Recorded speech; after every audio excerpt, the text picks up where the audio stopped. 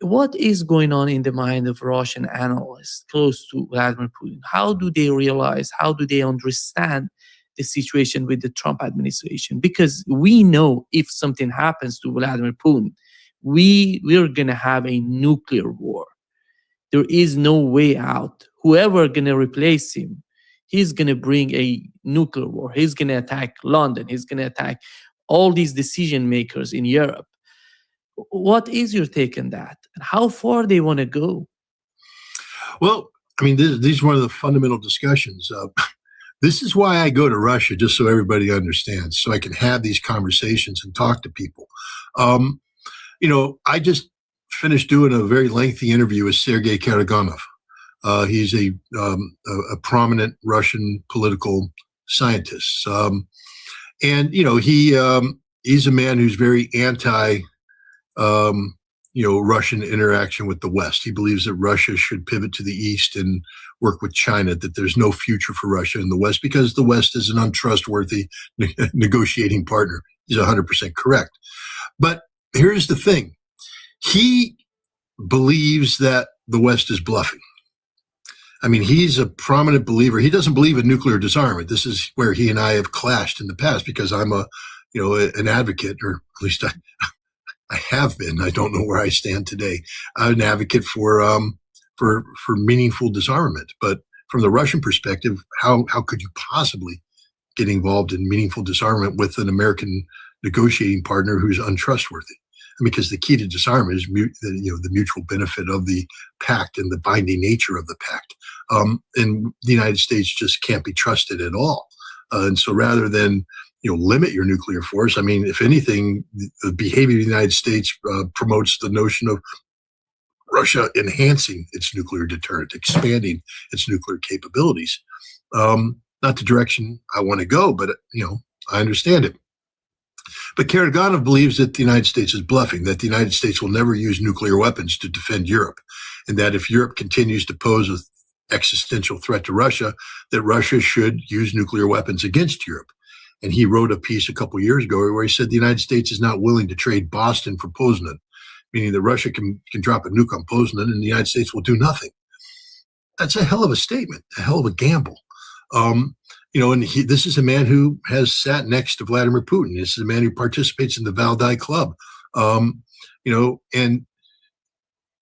people listen to this and they say, oh, that's the hardliners advising Vladimir Putin.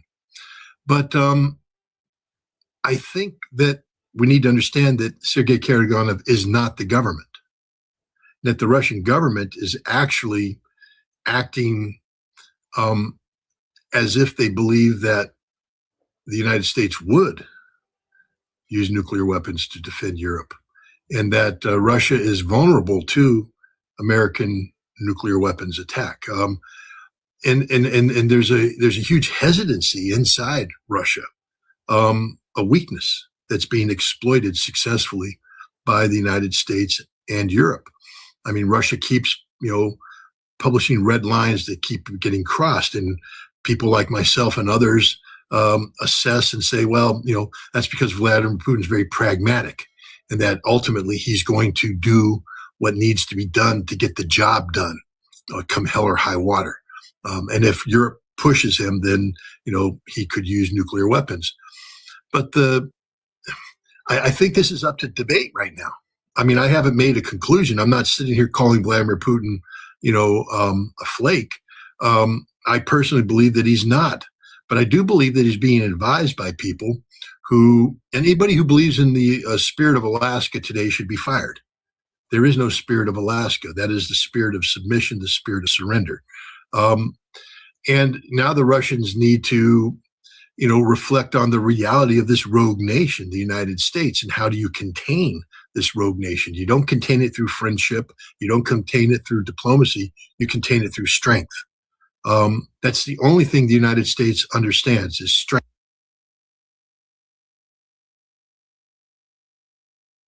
Hey, folks, once again, the show going to start after this video, but let me just say something here.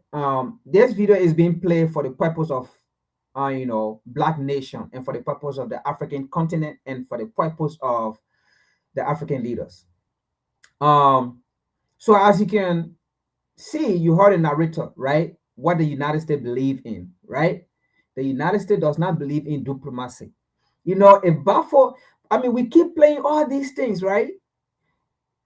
The United States does not care about diplomacy, global, village, global this, global that. They don't care. The United States don't care about friendship. What the United States care about is control. The United States control you. The United States foreign policy. Those are the things they care for. They don't care about diplomatic things. It is African leaders who care about those things. Oh, diplomatic. No diplomatic. What they care about is control. What they care about, in fact, fear.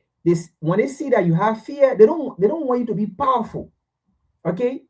What the United States fear is challenge. When you challenge the United States, that's what they fear you. What the United States fear is you being powerful. All right? If you are not powerful and if you're afraid, they take advantage of you. Now, this is a former U.S. Marine weapon inspectors. Okay, Scott, he's the one speaking. I'm not the one. He's a former U.S. Marine. So being that he's been in our field, he's already telling you what the United States fear and what the United States does not fear. He's telling you the United States does not care about diplomacy. They don't care. It's all fallacy. They do not care. What they fear is you being independent, that you can defend yourself. That is what they fear.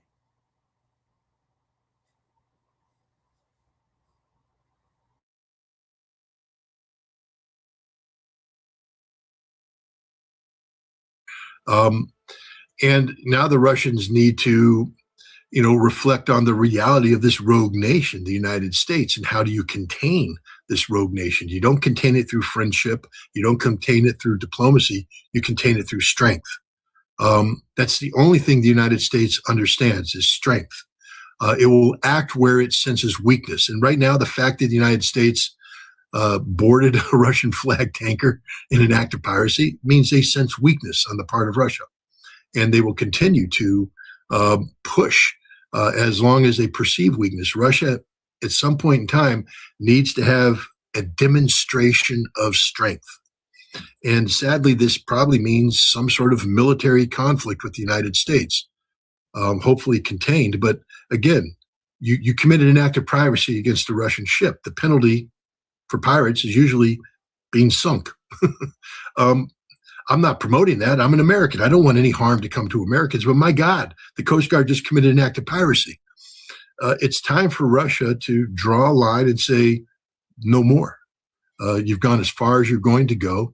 from here on in, if you take an action, there will be a Russian military response, and we're willing to take it as far as you want to go. I mean, if you'd like me, I can put my entire strategic nuclear force on, combat alert, if you want to play that game. Right now, the United States believes that Russia will never do this, that Russia has no intention of doing this. Russia can't do it. And so the United States is going to push and push and push. And you have insane people like Pete Hegseth, who just thinks that, my God, because we put 200 JSOC personnel in the Caracas, we can do anything. Now we put some JSOC people on board a Russian tanker. We can do anything. And you have people like Scott Besson who actually believe that we can sanction Russia into collapse. And that's what he is doing. Trump has not embraced a policy of lifting sanctions on Russia. Trump has embraced a policy of sanctioning Russia into collapse. That is the policy of the Trump administration. Russia needs to wake up to this, and that is in fact the policy. We aren't looking for a way out of Ukraine. We're looking to defeat Russia strategically in Ukraine. And we're doing that by dragging this conflict.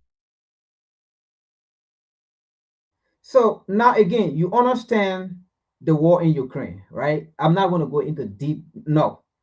But again, you understand who is fighting the war in Ukraine. You just heard from Scott, all right? You understand who is now fighting the war in Ukraine. If you are not understand, then I don't think I can go further than that, all right? We are here to discuss Africa. But again, now you understand who is fighting the war in Ukraine. You understand who is fighting Russia. Now, I can't explain further, all right? We are here to discuss Africa, but I'm just playing this video because we're going to use part of this video, right, as we dive into the discussion about Africa, all right? Now, let's continue.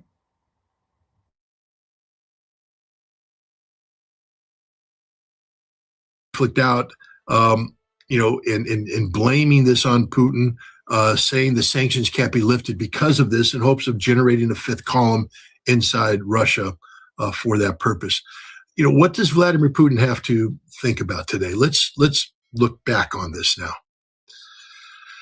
The drone attack against Russian strategic nuclear bombers was an attack that was carried out by the Central Intelligence Agency together with MI6. The CIA has been working with Ukrainian intelligence since 2015 to develop resources inside Russia for these very kinds of attack. To carry out an attack like this, it requires, the ability to identify facilities of interest, to be able to rent them, operate them under the radar, to acquire vehicles. Look, it's called advanced force operations. You're in Iran right now. You do know what we did in Iran before the failed hostage rescue attempt. We sent in a special operations team covertly. Dick Meadows led it. They rented warehouses. They rented trucks. They rented safe houses. And they drove these trucks around. They did reconnaissance. And basically, Delta Force was supposed to take helicopters, land outside of Tehran. The trucks were to meet Delta Force, and the Delta Force would be trucked in on Iranian trucks to the embassy, to the Ministry of Foreign Affairs, where they would launch their assault. And then the helicopters would come in, lift them out, take them to an airfield, they'd be seized by the Rangers, etc. But we had people on the ground in Iran doing this. Fred, I can't remember, Arouge, I think his last name was, he was an Air Force junior enlisted man at the time, Iranian, a Persian speaker. He was. So again, you heard what Scott is saying, right? You have U.S. Marine undercover, right? Detective, right? In people country. Now you heard, but that was Iran. What they were doing there. And then working with whosoever they need to work with, right? To undermine whatsoever the government, whatsoever, and think for their strategic interest. You heard it. Now, why am I saying this? You see it in Mali, Niger, and Burkina Faso. The leader of that region, right? Of those three nations. What they did, they taken out foreign missionary foreign NGO. And we have some stupid, dumb African sitting there saying that's against human rights. Why is he running out foreign NGO or a foreign organization? Why is he running out human rights? Blah blah blah blah blah blah. Do you see what these people do? This is Scott Ritter. This is what he's saying when they got ready for the operation in the Middle East whatsoever. They have U.S. Marine on a cover operation. You heard what he said, and they were there on the ground doing all of these things and getting ready for things, how to do things. So you see it. So if you see these people in your country, they are not NGO. They are not there to help you. They are there against you. But let's continue. There's not a topic. I'm just playing this so that because this video also going to help us. Like I said, we play some of these videos. We're not going to go down deep into it, but we're going to connect it to Africa. You see how it is being played in Africa.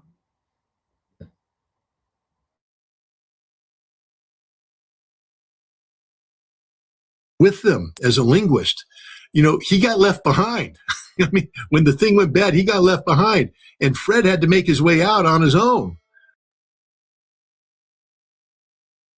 So now what Scott is saying here, right? The people that was on the ground in Iraq, right, that was working for the CIA on a cover, right? Those NGO whatsoever and things. Now, when the mission failed, they left him behind, and then he got stranded. He had to find his way out. Listen to the story.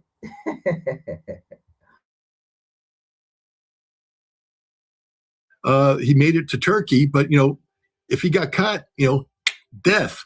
I later met Fred. Fred became a helicopter pilot for Task Force 160 for the U.S. Army Special Operations Forces, and he flew missions with me in Iraq as a weapons inspector. But the point is, this is what we do. This is how we operate. The CIA and the British understand, again, the decade of 1990s, we bought everybody, especially the British. The British went out and bought everybody, and they put them on the payroll. And there is a significant system in place in Russia today that the CIA controls. These are safe houses. These are the ability to generate income if necessary under the radar, so you don't have infusions of capital that can be traced. You have people working, earning money, banking that money, so it's there in the system. So when you rent a warehouse, you're not receiving $10,000 from outside that's then used to rent away and raising a red flag. You're just another business person renting a warehouse, and that's what they did. And then they built. So you heard that.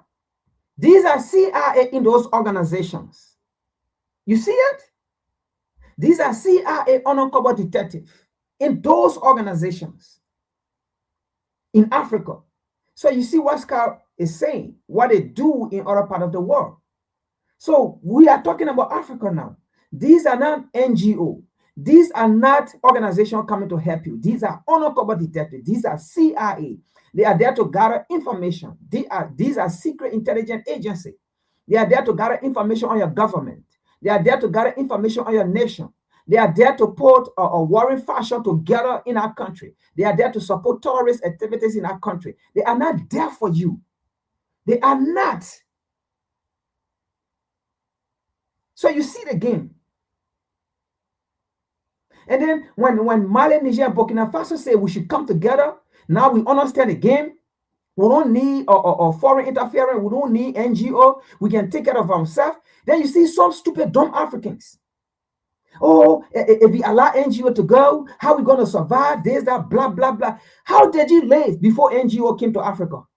How did you live before the 1600s, before the so-called white men went to Africa, before the so-called Christianity went to Africa? How did you live before how they call it, St. Marco went to Africa? How did you live before Episcopal Church went to Africa?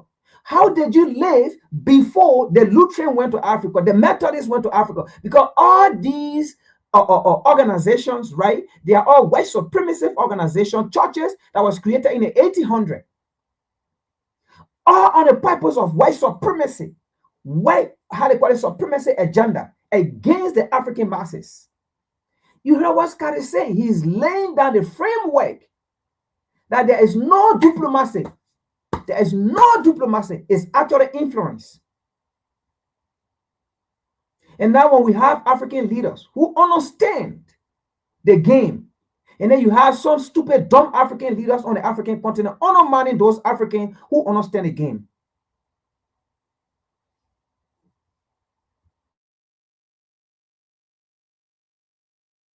Built a drone production factory, and next thing you know, they launched this attack against Russian strategic. This was a test of Russia, because Russia had published, a strategic nuclear doctrine that said if you attack our nuclear infrastructure, we're going to huff and puff and blow your house down. And Russia did jack shit. Russia went, oh, okay, we're going to shrug it off as a non-event. It was a test. Now, apparently, Donald Trump calls up Vladimir Putin, gets a phone conversation with him, and then says, hey, hang on, I'll call you back. and then authorizes a drone attack that could only have taken place with the CIA and support. And at the same time, just so you understand, we were hoping something would happen, because the CIA had already worked with the New York Times and Wall Street Journal weeks in advance to prepare a story published that day. Guys, you do understand that. So again, you heard what Scott said about the New York Times. All these Western media, they work with the government. So now when you understand, when the Shaharian nation are saying, we do not want Western media, we do not want Western writers in our country, because they are writing these stories and not getting information from us. How will you keep Western media in your country when these Western media are working with the terrorists? When these Western media are taking report from the terrorists, not from the government. They are taking report from the terrorists to make the government look ugly. And this is what we're going to get into today. All right, we're going to get into this today. So you heard it. The New York Times, of all New York Times, working with the government to publish an article against the Russian government, to tarnish it, and then publish it. You heard that? We are just speaking the obvious here. This is what exactly they've been doing on the African continent. This is what exactly they've been doing to African nations, to African leaders. This is what exactly they've been doing. These are the synagogues of Satan the Bible speaks about. These are the synagogues of Satan the Bible speaks about.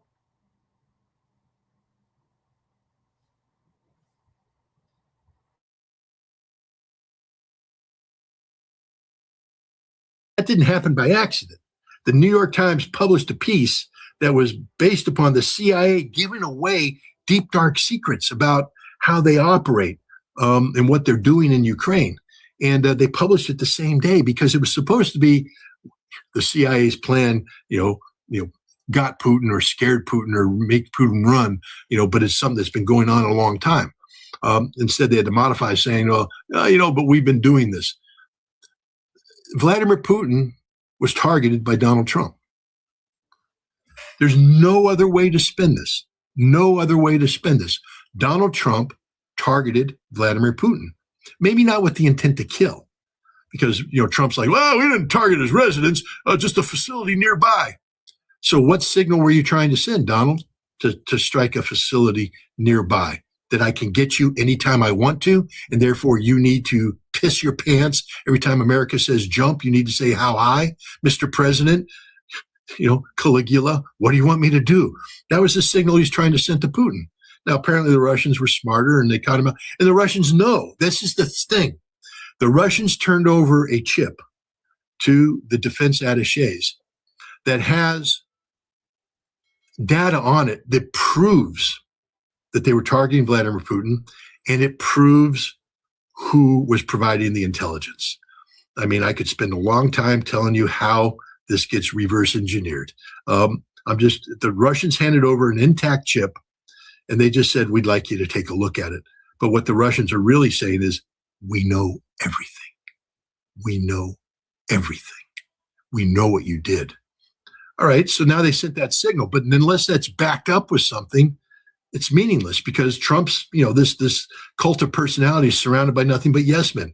Ha ha ha, Mr. President, we almost got him. Good job, Mr. President. You sure showed him a thing or two. The CIA's patting itself on the back, headset saying, see how strong we are. Rubio's like, yeah, I'm not afraid of Russia, and all this stuff. You have to respect Vladimir Putin because he is a sober leader, a sober-minded leader, a pragmatic leader, but he's dealing with a madman, a literal madman, who right now there are no checks and balances to the actions of this madman. Again, I'm not here to advise the president of Russia, but I am here to tell him as an expert analyst, you're being played like a fool by the president of the United States. I hope you understand that, you accept it, and you take appropriate actions. But if you believe for a second that there's the spirit of Alaska, if you believe for a second that this is just the bad influences on Trump, that Steve Witkoff can appeal to the better side, Witkoff is part of the problem. He's not part of the solution.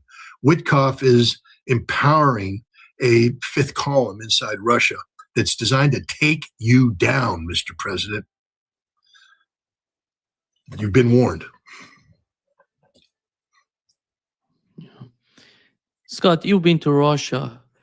How did you find the differences in this part of society? You've just mentioned a little bit of what's going on in Russia and Witkoff, the role of Witkoff and his team to somehow make differences within the society. But how influential that could be for a Russian president? I'm talking about internally, inside Russia.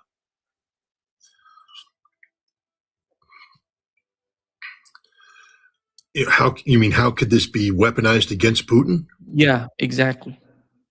How is that possible to weaponize that against Vladimir Putin? Because we know the system.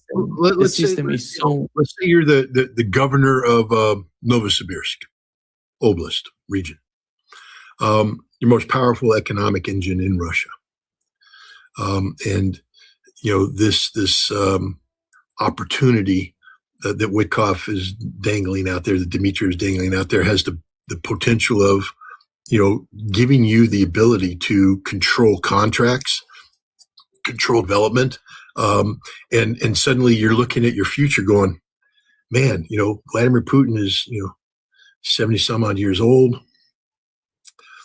I'm 40s. I could be the next president of Russia. I could become the economic engine of Russia. I could be the guy that Putin turns to, and I could be the next president. And so I'm all excited about this. And now you've planted that thought in his head that he's relevant, that he's somebody, and begins talking to people, other people, including the FSB, the local FSB. They use them then to silence opposition, which they're doing right now. And it's not just Novosibirsk, but it's others. The second you start talking about the development of Russian resources, the governors, the local government of the regions that have those resources have a vested interest in this possibility, because a lot of that potential is dormant right now because Russia lacks the capacity to act on its development. Was able to shut down vectors of control, non-governmental organizations, column to achieve our ultimate objective. And again, I'm just saying this as loud as I can. The United States has been seeking to remove Vladimir Putin from office since the moment Vladimir Putin became president. It's a 25-year process in place. Come on, guys. Joe Biden went to Moscow in March of 2011 and told the Russian people, the opposition, straight up, it's not a good idea for Vladimir Putin to come back and be president of the United States. That's not a good idea. It's not good for Putin. It's not good for Russia. Could you imagine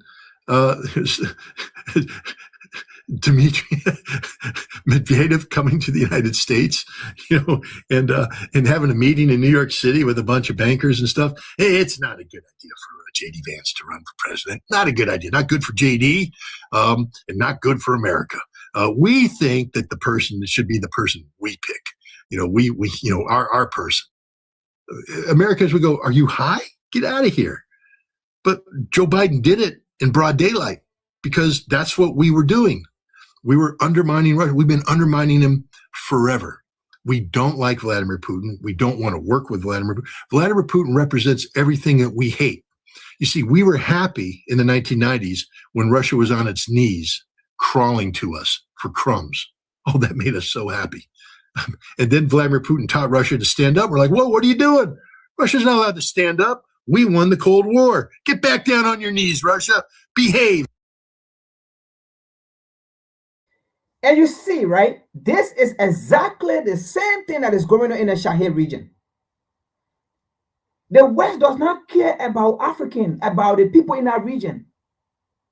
What they fear is Black unity. What they fear is African unity. What they fear is African people coming together, uniting and having a coordinated army, military and coordinated voice of one interest. That is what they fear. They are not afraid because, Black people. No. They are afraid of the coordination between Africans and Africans. Period. That is what they are afraid of. Because with unity, with collaboration, they will not get the resources. And it is only because of the resources. They didn't go to Africa because they love Africans. When they came there, did they love you? No, they enslaved you. When they came there, did they love you? No, they colonized your continent. When they came there, did they love you? No, they killed your leaders. Up to current time, they killed Gaddafi. Was it out of love? It was never out of love they killed Gaddafi. It was never out of love they killed Thomas Sankara. It was never out of love for African people they killed Patrick Lumumba. It was never out of love they killed Amilcar Cabral. It was never out of love, folks.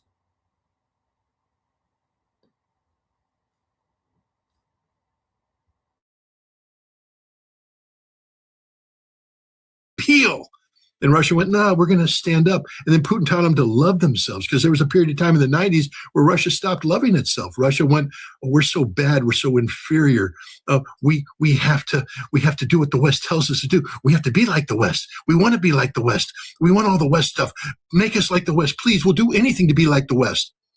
But now Putin went, hey, Russia's one of the great civilizations. Why don't you start being proud of being Russian? And the Russians looked around and went, yeah, we're pretty cool. And today the Russians are standing on their 2 feet, fully exercised, very proud of who they are.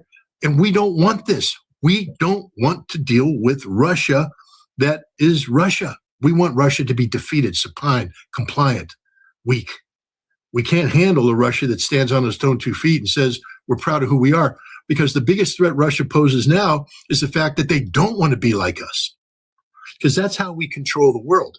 That's how American hegemony works. We convince the relevant societies that you're inferior, that the only way that you can get a seat at the table is to be like us. We did it in Iran. We're doing it in Iran. Come on, guys. All those fancy Western stores. Come on, Iranian women, because we know who runs Iran. It's the women, just like they run everything in the world. And you can get that nice dress, and you can wear this nice makeup at home, and you can do this, that, and the other thing. We can take you to London so you can go shopping and all that stuff. Just tell your husband, hey, those Ayatollahs, they got to go.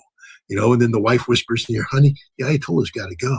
And then you get demonstration in the streets. That's a simplistic, comedic. Again, so you heard that when they got ready for the Iranian Prime Minister, Ayatollah, right? They said he got to go. What did they do? They organized protest in Iran. They organized protest in Iran. They funded protest in Iran for the people to rise up believing that their prime minister was XYZ. And once they saw the protest, couple of weeks, they play on CNN, they play on BBC, they play on ABC saying that, oh, the people are protesting against their prime minister. The prime minister is this. Then after they did that, they're bound. They move in, thinking that because of how the people protest or protesting, if they move in, they cause any chaos, the citizens of Iran was going to back them. You see the game? But they turn against them, and that is what Scott is explaining here. They funded a protest. They organized a protest against the people government after they have planned for the government to be removed. But you see, they have tried that with Putin, with Russia. It never worked, because the Putin have instilled in the minds of Russian, we are Russian and we have to be like Russian. We don't have to be like American. We don't have to be like the other part of the other West.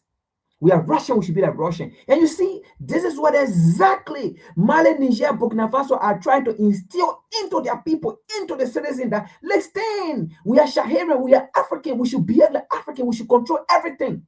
And now, the enemies don't want to see them.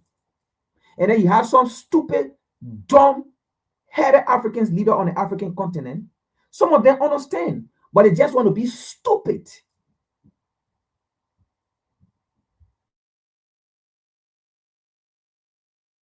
Thing, but that's how it works. We play to the base desires of people. And instead of Iranian women waking up every morning going, I'm proud of being Iranian. I'm proud of my religion. I'm proud of my culture. I stand on my own 2 feet as a proud representative of Iranian society. See, that's what the West doesn't want. We want Iranian women going, I want to be like those ladies in London. I want to be like those ladies in Paris. I want to go to New York because Iran sucks. No, same thing in Russia. We don't want the Russians looking around going, I'm proud of Russia. I'm proud of being a Russia. I think Russia's great. We want Russians to go, oh, Russia sucks. We want to be like the West. We need American help. We need America to send in their advisors like they did in the 1990s so that our society collapses. And, this is the goal and objective of the United States government. It's not just what Trump wants. Trump just happens to have a bunch of maniacs in power now who believe they can actually follow through on this. But it's been what the United States has wanted for 25 years. And Vladimir Putin has to wake up to this reality. Look, I have to wake up to this reality. I'm the guy that just spent the last 2.5 years traveling to Russia promoting U.S.-Russian friendship. What a load of shit I was selling. Oh, America wants to be your friend. No, we don't, apparently. And as long as the American public is infected by Russophobia, you can't trust the American people. There's individuals like myself and others who believe in this, but we're informed individuals.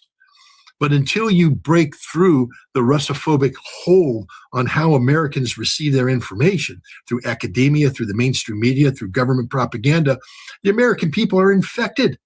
I mean, the stupidity I read in your chat and every other chat, I don't blame just you. The stupidity of the people in here who know nothing of Russia but act as if they do because they read a tweet by by Steve Witkoff or something. They're dumber than shit. To know Russia, you have to go to Russia. If you haven't been to Russia, if you haven't, dived into that, you don't know shit about Russia. So stop pretending you do.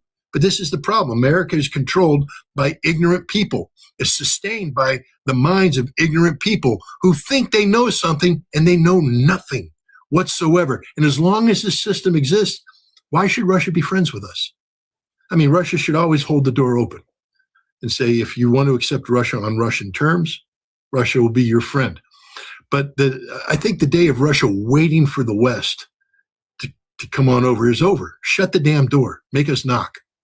Don't hold the door open for us. Shut the door. Seal yourselves off. We're your enemy. And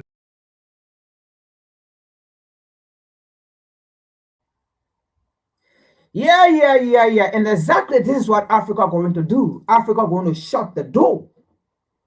Africa going to shut the door on those who do not want to see Africa. And Africa going to open a door on people who want to do, fair business partnership with Africa.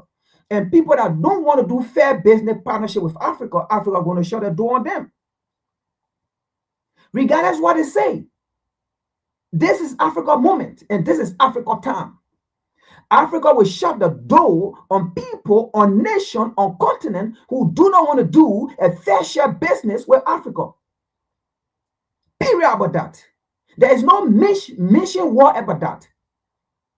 There is no fear about that.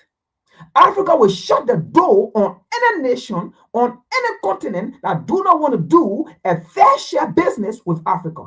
Africa will shut the door on nations like that to sanction Africa.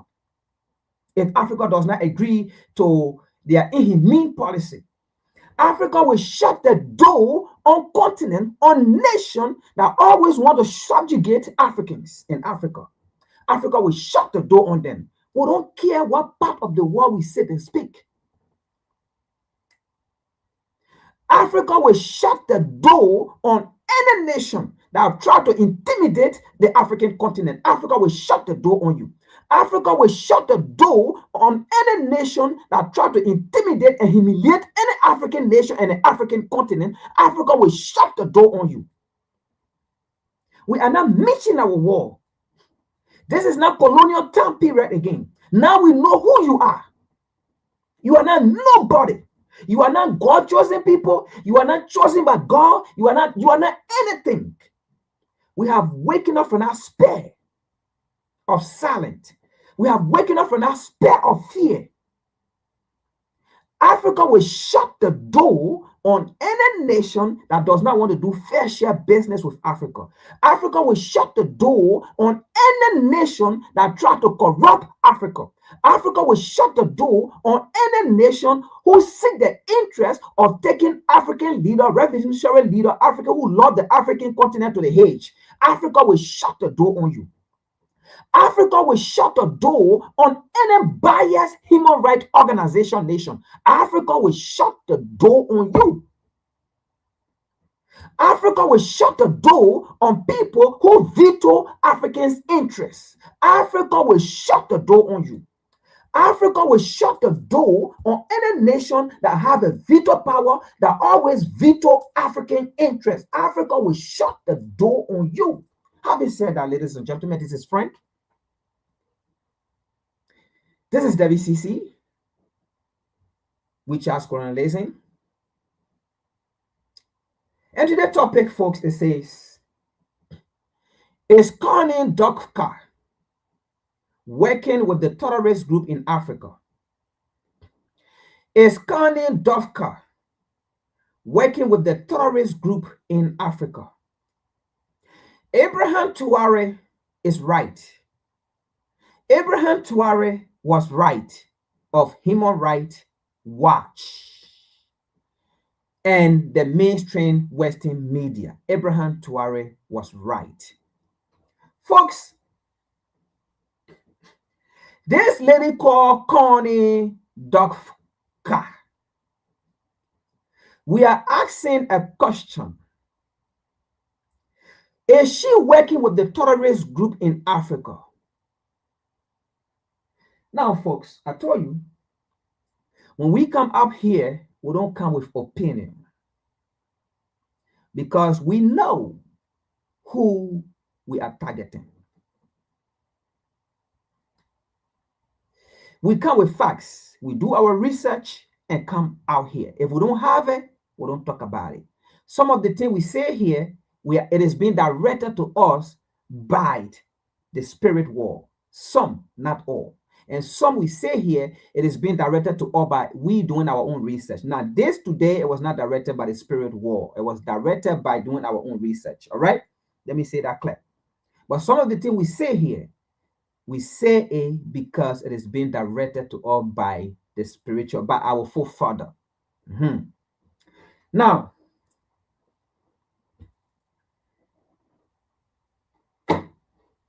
let's get to the first article, not to waste your time. Let me see here.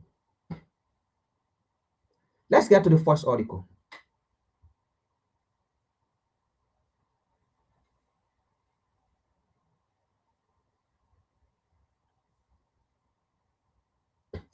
Now, folks, this is the lady right here.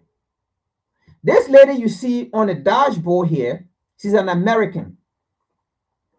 And she's called Corinne Dufka. Formerly, she worked with the so-called Human Rights Watch, or Human Terrorist Watch, or Human Rights Watch, I don't know.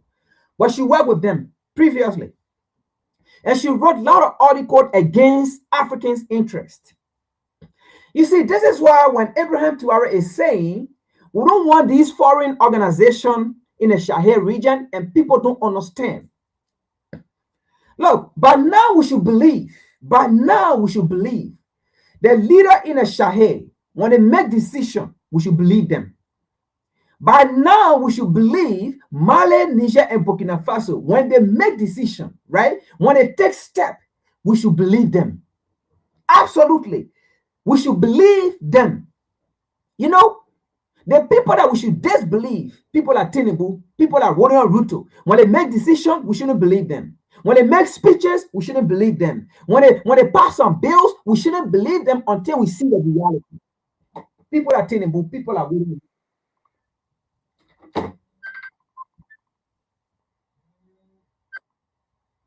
Sorry, guys, receiving call. Yeah. So people like Warren Ruto, when they make decisions, we shouldn't believe them. When they give speeches, we should not believe them. People like Warrior Ruto, people like Tenebu, people like Al-Assad, right? We should not believe these people. But the three Shahadian nation, when they make decisions, we should believe them. All right? Now, let's go here and see something. This lady been undermining African interests.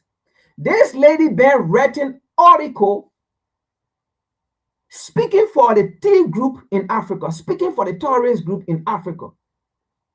This lady been writing article, she been in touch with the T group. The T group, the terrorist group, been giving her information.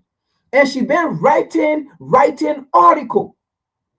Why serving as Human Rights Watch? Why being a photographer? She been on the African continent working with the T group, writing article on behalf of the T group, trying to justify what the T group are doing in Africa. Folks, I'm not making a story. This lady tried to justify the T group in Africa. She justified the T group killing, the T group killing innocent people in Africa, in Mali, Niger, and Burkina Faso, and other part of Africa. She justified it as it was good. This lady you see on the dashboard here, do a research on her. We need to bring out this lady.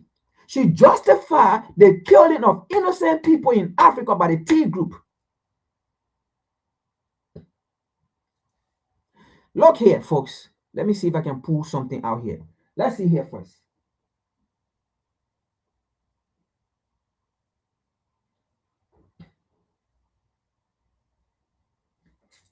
Let's see something here.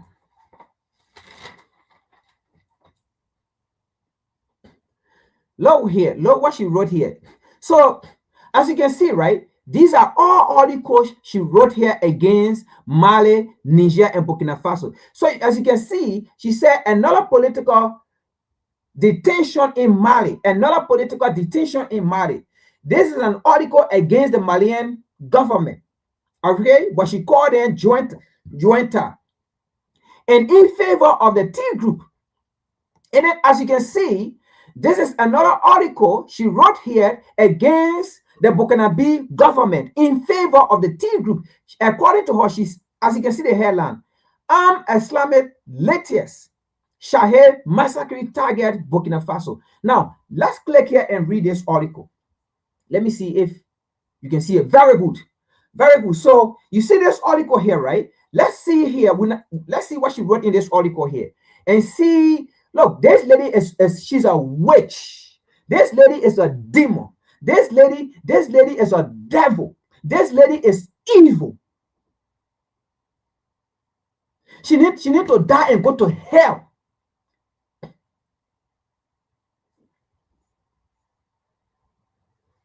So listen right here. Islamic latest Sahel massacre target Burkina Faso. More than 500 civilians killed. She said more than 500 civilians killed by armed Islamists in the Sahel since earlier 2021, right? More than 500. The T group killed more than 500. But in the article, she justified the killing. Folks, this lady is wicked. In the article, she justified the killing of more than 500 civilians by the T group. She justified it. And see her reason. Let's go to her reason. All her article that she wrote it in favor of the T group. She wrote it in favor of the T group.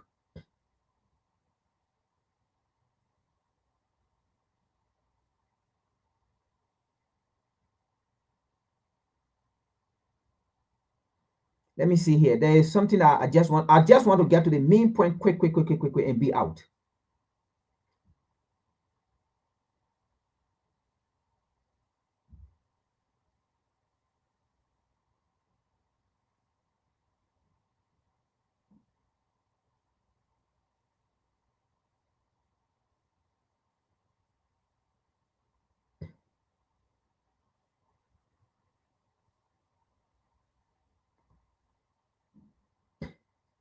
Now, before I can even read here, right? Previously, we have gave a report, right? When that so-called Yusla from Sudan went and sat down with Ibrahim Traore and came and wrote some stupid BS article, right? And you see what happened. You know, the Fulani, right? The Fulani were the people that was trying to use, right? And we showed a video before. There's a Fulani lady in France that the French government or authority, right, they have been alleged. Let me put it that way. They were trying to use her, and she even came out with with documentary about against the Burkinabe government or against the people in the Sahel region, that they were killing civilians and all of those things, right? Now, look at what this lady wrote here.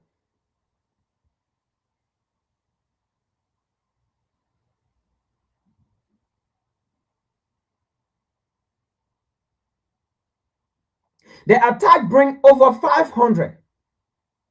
The grand total of civilian killed by armed Islamic group in the Sahel since area 2021. She's taking it from, she's taking it from recent time, the time these people came to power. She's not taking it from the time the French government were there, the AFRICOM, okay, the American government. Let's just put it that way, American government there, because if their army was there, their government was there. The Canadian government there, because the Canadian government was there. All these groups, they were there. So they're not taking a report from that time, because at that time, the T group was still there killing people. All right? But they are taking a report after all this government has gone. All right? Okay. So area 2021, according to Human Rights Watch research, the epicenter of the worsening violence is the porous tri-border region of Burkina Faso, Mali, and Niger. In Niger, villagers have been killed as they tended their cattle. These are the Fulani now. As they tended their cattle, took part in religious ceremony, dark tea, and slept in their homes. Now, she is not blaming the T group. No, she's not blaming the T group here. She is not blaming the T group here. She's blaming the three leaders, Ibrahim Traore, Tiani, and Keita. She's blaming them because she's taking a report from the time these people came to power. So she's blaming these people, these leaders, not the T group. It's bigger. Just watch. We have more article to read. Just watch here and see. See her narrative. Okay, just watch. And then she said, this was in Burkina Faso. Then the next one, she said, in Niger, armed Islamic group killed over 300 villagers in 3 horrific attacks in the Taliban and Taboun region. Attack in May in Burkina Faso. Oduland province killed over 30 villagers, including men attending a baptism. The commander ordered the men to lie face down, then yell at his men to carry out the execution, witness said. Let's see here. There's area here I want to reach. I read. Hopefully I found it quick.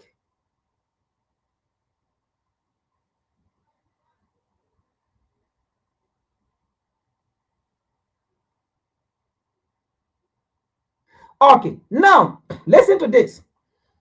The armed men, the armed Islamic group should end their unlawful attack.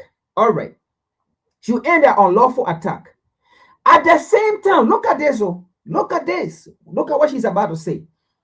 At the same time, government security forces in the Sahel, at the same time, government security forces in the Sahel, which themselves, listen to the nonsense, which themselves have committed numerous abuses, against suspect in custody. Now, look at this. The T group killing civilians, killing innocent people. And then the government captured some of these suspects, some of these T group, and they are in government custody. So now, this evil lady, this alien is saying the government of Mali, Niger, and Burkina Faso, they should stop treating the suspect. They should stop treating the T group.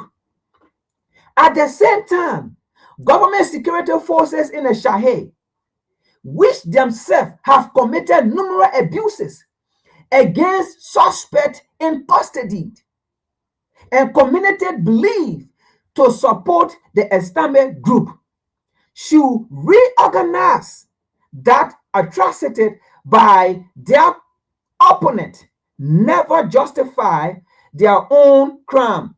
Look at this, never justify their own crime. That means Mali, Niger, and Burkina Faso does not have the authority to justify who is a T group. It is the Human Rights Watch. It is Western organization. It is Western supremacy. The same people that are supporting the T group, according to numerous government officials of Washington, D.C., who are supporting the T group, are supporting Boko Haram, Al-Qaeda, ISIS.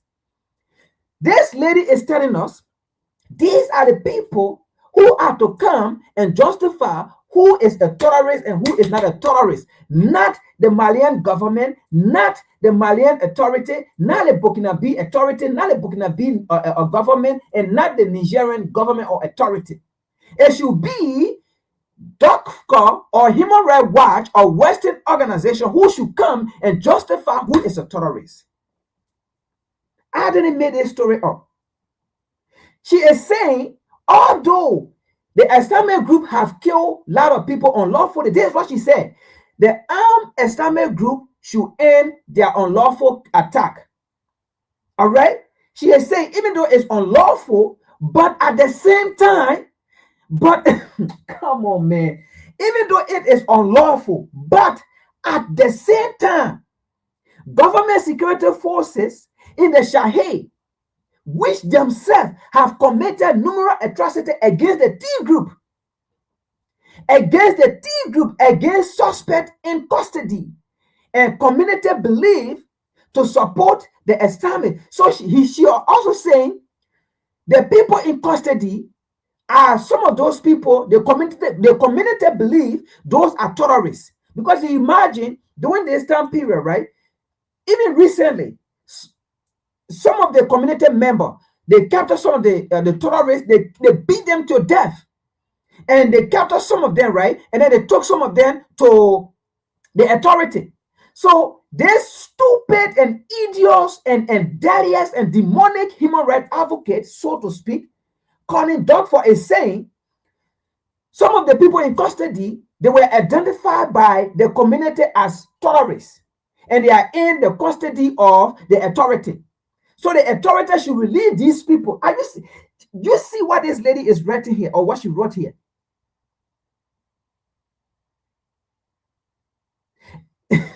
Community believe to support the Islamic group should reorganize, right? Should reorganize their atrocity by their opponent, never justify their own crime. Together with international forces. Now listen to this. Together with international forces, they need to do more to protect the Sahel. Oh my God. Together with international forces. So you see the nonsense she wrote here.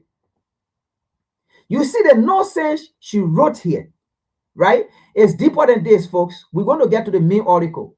I just want you to understand on some things here. We're going to get to the main article, right? Don't worry. I want you to understand something here. We are going to get to the main article. All right. Now, let's go to another article here. that she wrote here.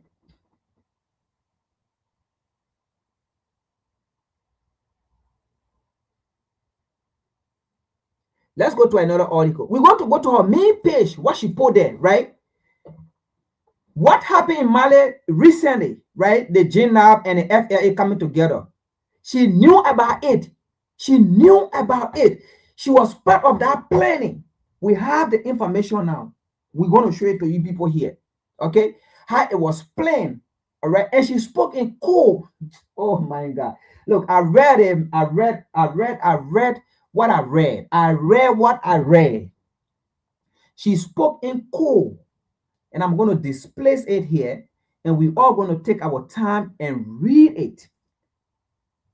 Now, listen to this. Shahé, atrocity by the security. See here again. See another article.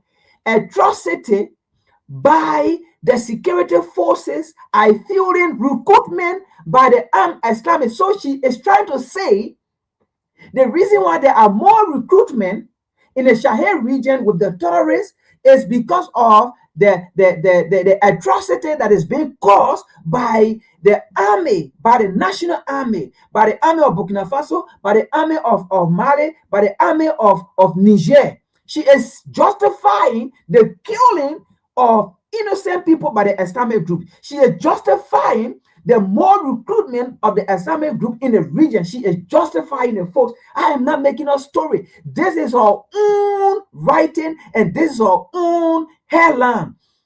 The Sahel, I mean Mali, Niger, Burkina Faso, right? She is saying the Sahel, atrocity by the security of Mali, atrocity by the security of Burkina Faso, atrocity by the security of Niger forces, right? Niger forces are fueling, are the reasons. There are recruitment by armed Islamic group. What?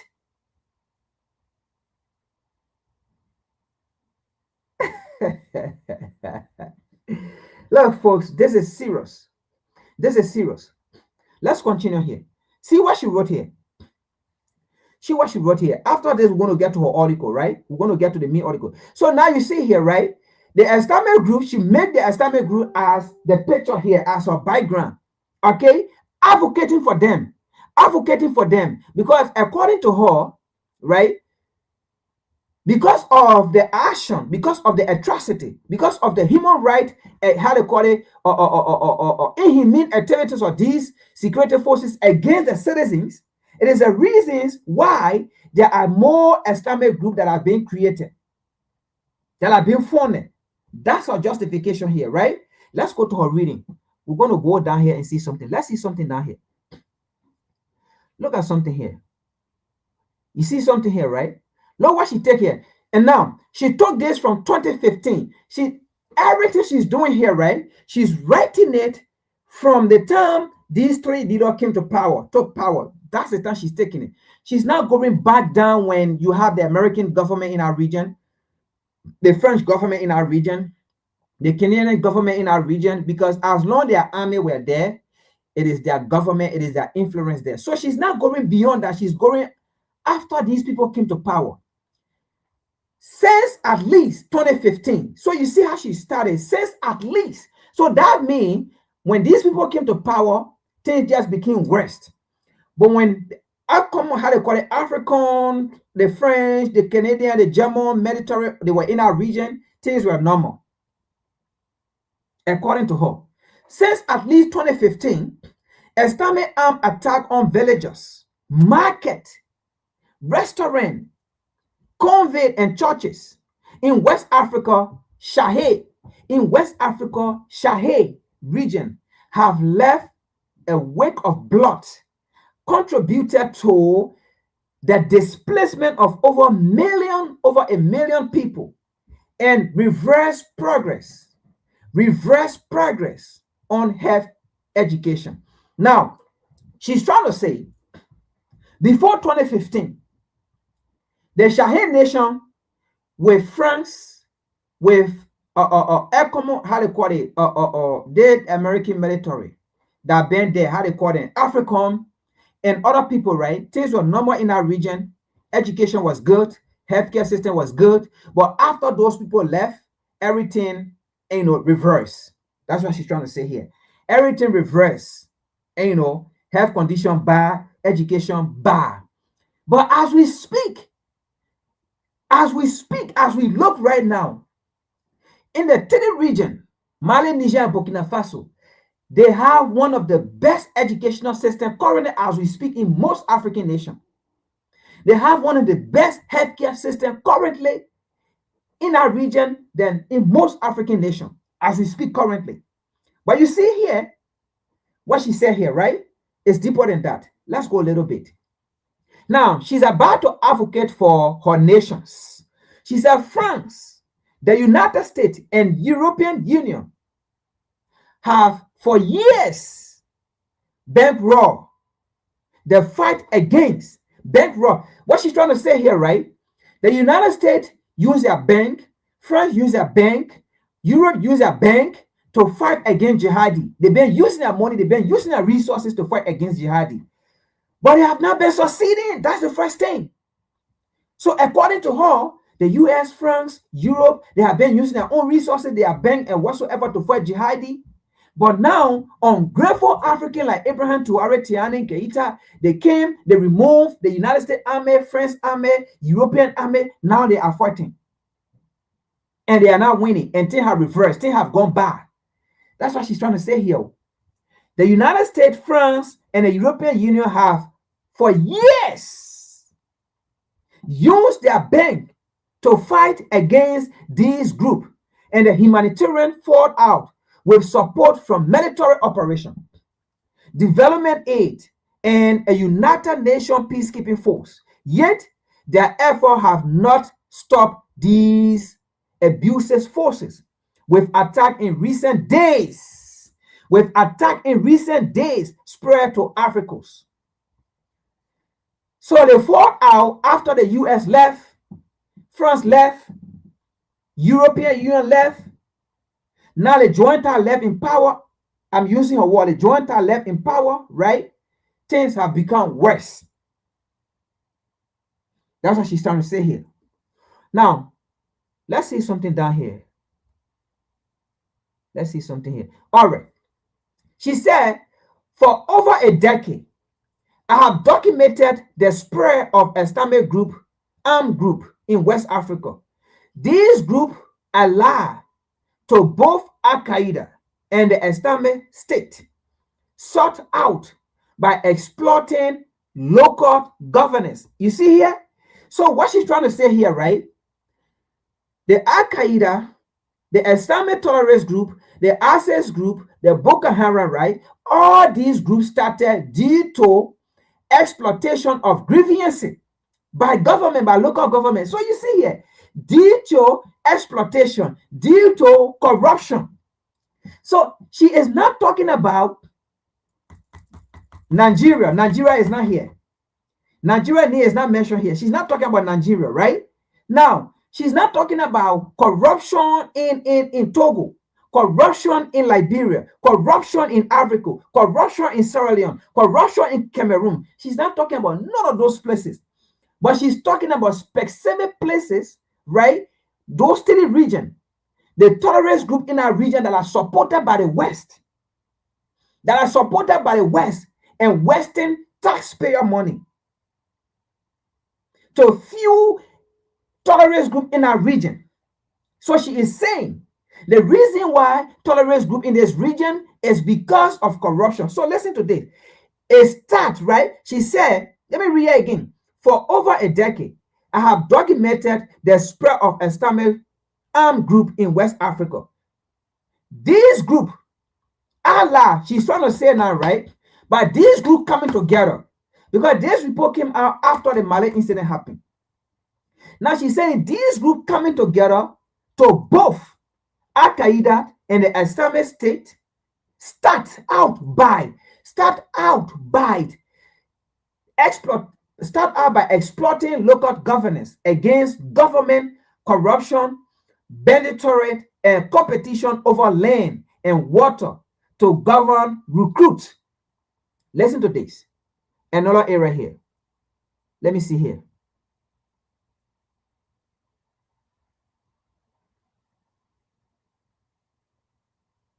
Now, she said, but dozens of community leader and village chief, as well as estimate themselves, as well as the T group, have told her. So you see, she is not in communication with the government.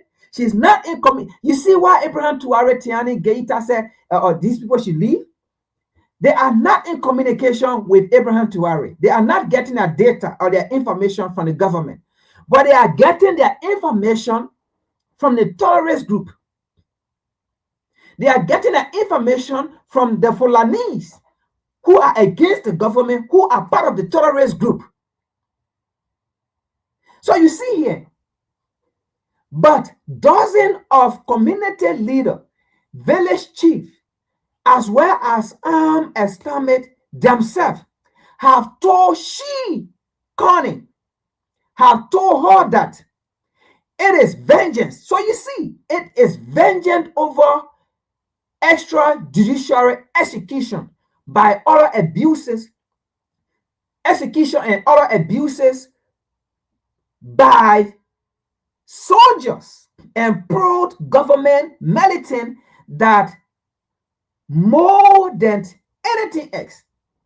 So you see, she is justifying the Islamic group killing. So what she's saying here, when she spoke to the T group told her the reason why we are doing this is because of the extrajudicial killing by the government, execution by government, and other abuses by the government on citizens.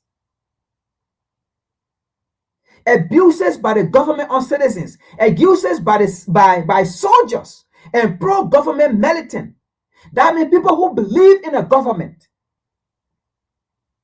They are against the T group, so to speak. So you see here, let me read it again.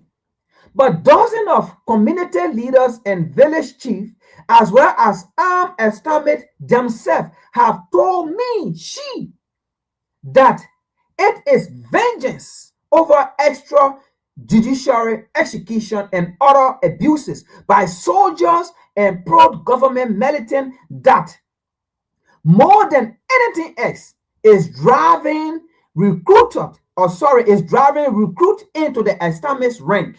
Is driving recruit into the extremist rank. So she is justifying why there are growing number of how they call it or jihadi or extremists in the region. Now she wrote these things because they were trying. What they were trying to do, they were trying to take Ibrahim Traore to RCC. They were trying to take Ibrahim Traore to the RCC. And then if they take Ibrahim Traore to the RCC, this will be their justification, not for the RCC to go against the terrorists, not for the RCC, right, to go for Ibrahim Traore or to go on the side of Ibrahim Traore. So these were not evidences we were putting together to say the reason why they are jihadi is because of what the government is doing against the people.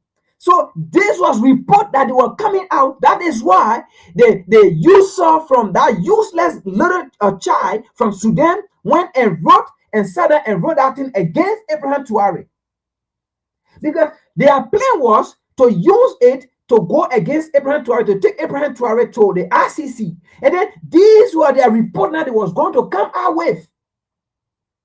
Because at the end of the day, it had been alleged they didn't want to support the terrorists, they didn't want to support the jihadi, and we're going to prove that today here with her post, her hearing post that we recruited, that we formed. We're going to put that here.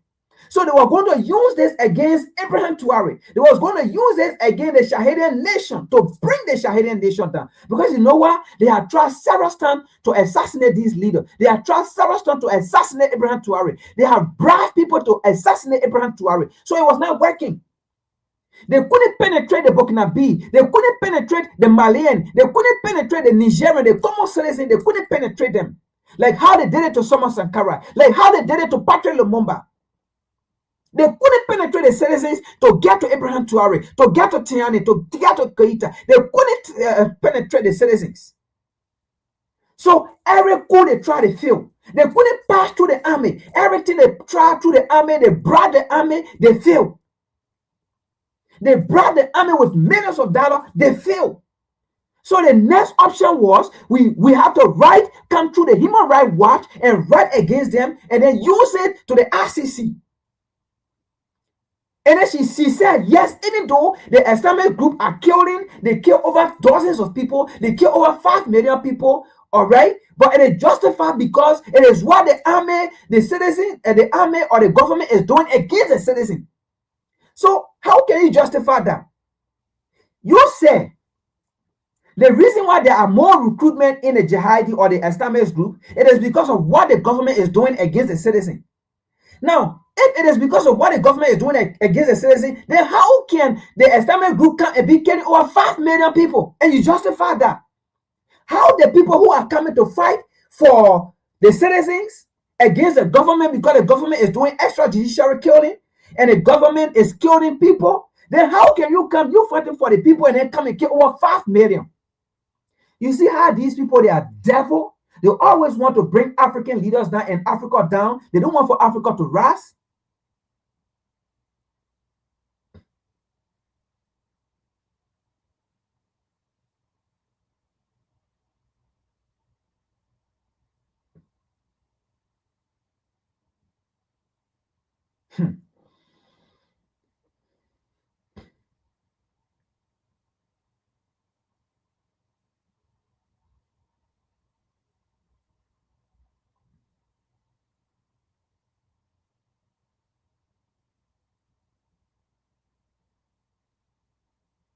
So you see here, she's still justifying it. So she said, so why are so many men leaving their villages to join this group? Now, people in Mali, Niger, and Burkina Faso, is it true that the Burkinabe are joining the terrorist group to fight against the Burkinabe? Is it true the Nigerians are joining the terrorist group to fight? So you see here, this was the article that was going to use against Mali, Niger, and Burkina Faso at the RCC. So do you see the reason why we don't need to trust these people when they're writing about Africa? It is not in our interest. So she's justifying why people are joining this group. So we are asking the Burkinabe, is it true Burkina Faso, you people are joining the T group? Niger, is it true you people are joining the T group? Mali, is it true you people are joining the T group against the government? Because this is what she said here. So these are the reasons. So now in a court at the RCC, this is what she's going to say. So these are the reasons why people are joining the T group against the government. And then she said, a young man from northern Burkina Faso texted me. So you see, she having this terrorist group number because she's in communication with this terrorist group. So she said, a young man from northern Burkina Faso texted me after soldier executed. So you see, after soldier, not the T group. So the soldiers just going and killing people, not the T group. So you see how she's justifying the killing of people by the T group. She's justifying the killing of people by the T group. She's justifying the 5 million people that the T group have killed. She's justifying it. A young man from northern Burkina Faso texted me after soldier executed his 78-year-old father in 2018. We found him next to the pit with 2 bullets in the head. Week later, when I was unable to reclaim him, a family member explained he has gone north and is being trained by the Islamic State as his 2 brothers and few cousins. Sources have told me, sources again, listen today, sources have told her, sources have told me he has since taken part in attack on both soldiers and civilians. So you see, justifying the T group again, that hey, the T group are killing people because what the Malian or the Burkinabe or the Nigerian government are doing or did. So you see, she justifying the killing of citizens by the T group. and leaving out the T group. The T group are doing the right thing. The T group, if they kill 5 million people, it is because of what the Burkina Faso armies are doing. It is because of what the Malian armies are doing. It is because of what the Nigerian armies are doing. So you see that. So she don't even have evidence that it is true that this boy here, his 78 years old father, was killed by Malian soldier or the Burkina Faso soldier. Because according to her, somebody just gave her a report. This individual called her and say a Burkina Faso people kill or army kill the father. So she was not even there. She don't even have evidence. It's like I hate the government and just sit there and say, hey, even if the T group killed my father or my relative, and then call her and say, hey, the T group killed my relative, I'm going to join. I mean, the army killed my relative, I'm going to join the T group. She was not there. Somebody call her. Listen to this. A young man from northern Burkina Faso had texted her while she was sitting in her comfortable home in Washington, D.C. or in America, in a state where she is.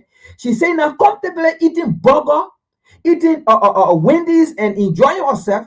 A young man from Burkina Faso just texted her and said, hey, the Burkina Faso army killed my father, so I'm going to join the T group.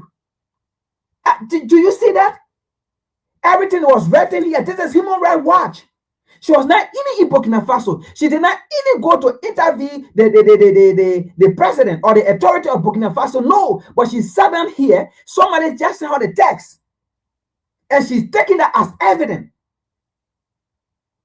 Now she's saying, so this guy went and joined the T group. Now he's killing civilians. It's justifiable because the Burkina Faso killed his father. Do you see that? Do you see that? Now, because of time, I'm going to take this out, right? Now we're going to get to her main article. I mean, there are a lot of things she said here in defense of the T group.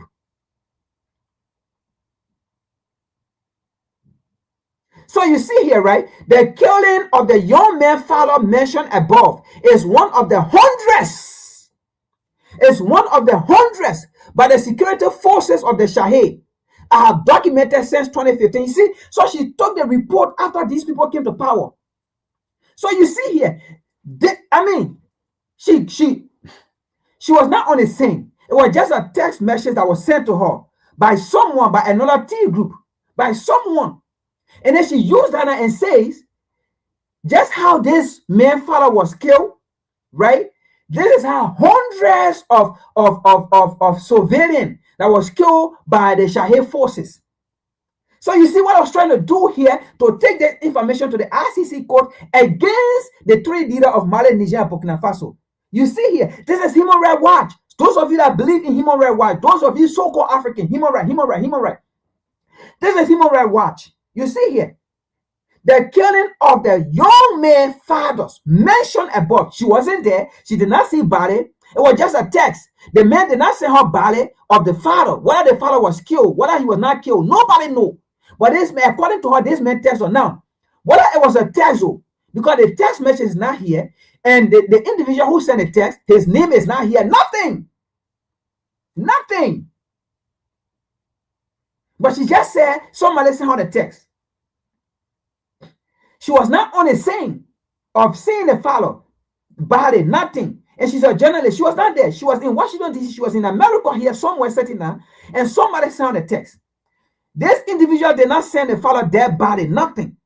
But according to her, the killing of the young man fathers mentioned above is one of the hundreds by the security forces. So the security forces are just going round there killing people, killing innocent people. The same people they came to power for to protect, the security forces are just going killing.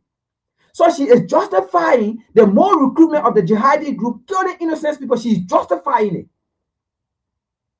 The killing of the young men fathers mentioned above is one of the hundreds by the security forces in the Shahid. I have documented since 2015. In April, Burkina Faso security forces allegedly, so you see, allegedly, she does not have evidence. There is no link. So she even using allegedly. So that means the same way somebody sent her a message, a text, and said, my father was killed, is the same way somebody told her another news that something happened. So in April, Burkinabe security forces allegedly executed 31 men in Djibouti. No evidence. She's saying alleged. So where she got her evidence from? Nobody know. The website, nobody know. The sources, nobody know. Allegedly, Burkinabe forces killed 31 men in Djibouti. And in June, Malian security forces were executed of killing 43 villagers. Do you see this? These killing were war crime. So you see, now you see what she wrote here. So they were putting all these things together to use it against the Shahid nation, taking them to the RCC. This is what I was trying to do. But because, again, many platforms of Africans who love Africa came out to debunk these people like how we are doing here, that's why they stopped that RCC. That is why they stopped the RCC. If you can remember, I showed a video here, a representative from Burkina Faso that was at the RCC and giving report about the progress on the Ibrahim Traore government. All these witchcraft, all these demons, they were all sitting there. They were shocked when this man was giving evidence, when this man was giving information with sources and things. All these demons were sitting there. They were shocked because that is why they couldn't take the leader to the RCC, because they saw that Africans are on top of things, and this is why they hate. They don't like for Africans to do their own things, for Africans to be on top of things. So you see all these things now. So the terrorist group killing innocent people, they were not crime. But according to her, it is only crime because the security forces were killing, which of course you don't even have evidence. Because she's saying it was a text message from a young man. That's not evident. A text message is not an evidence. A text message is not an evidence. Because especially when it comes to death, there is nobody, nothing. The man did not send you his father's body. It was just a text message. That's not evident. And then she also said it have been alleged. It have been alleged, no sources. According to Human Rights Watch, you should have sources. There is no sources, but it have been alleged that the Burkinabe security forces executed 31 men in Djibouti. It have been alleged, no source. Now she said these killing were war crime. Now you see, these killing were war crime, whether or not any of the executed men supported an armed Islamist. So now you see it. Now you see it. She's trying to say even the Islamist men that were killed by the Burkinabe forces, by the Saharian forces, it is against human rights. So according to her, this Islamic group killed over 5 million or 500 civilians. But according to her, it is not against human rights. So she justified. But it is against human rights when the Shahidi nations are killing these jihadi. So look at what she said here. She's a demon. These killing were war crime, whether or not any of the executed men, whether or not, she does not care, whether or not any of the executed men supported the armed Islamic. They were all last seen in custody of the government security forces and found hours later shot in the head or chest. Many of the killing directly follow losses after Islamist attack. So you see here,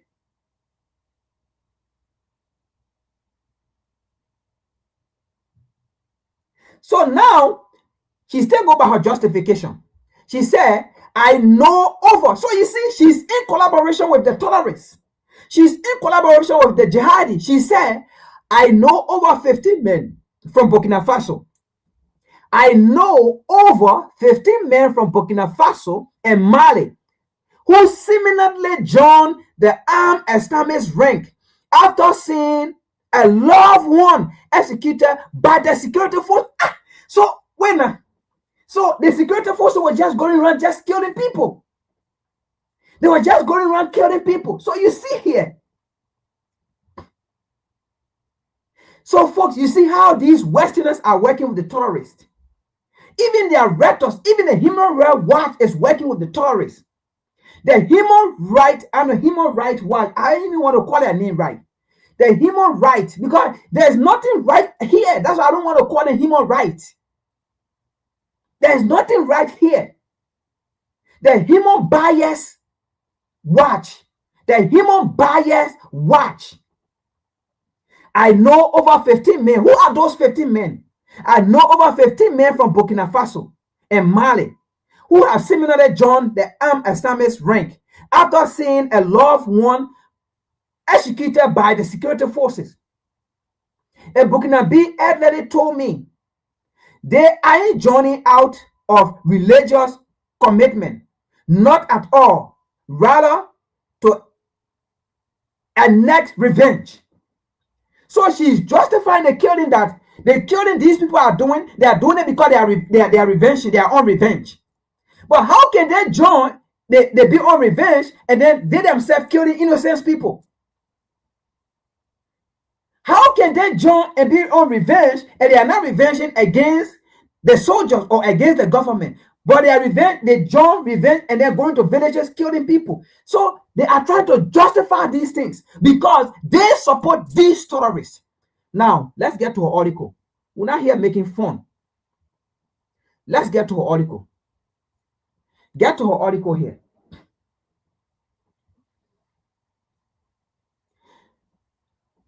Let's get to the article. What she's saying is true. Now we're going to get to her article. The recent attack in Mali. Let's get to her article and see what she put there. It was all plain. I just brought this article out here, right, to read it so that you can see the correlation. Now you see, this is what I was trying to do to the Shahid Nation. They were putting their evidence together to take it to the RCC. They were putting their evidence together to take it to the RCC. And because it didn't work, what they then tried to do was, because they are in connection, in collaboration, in communication with the terrorists, now they decided that, listen, folks, this is not working. You guys need to come together and coordinate. Don't believe me. Let's go to her link. And in fact, this article that I'm about to read, I got it from her link. Watch this. Watch this. Watch this and see here. Let me see here. Let me see. How did I record it?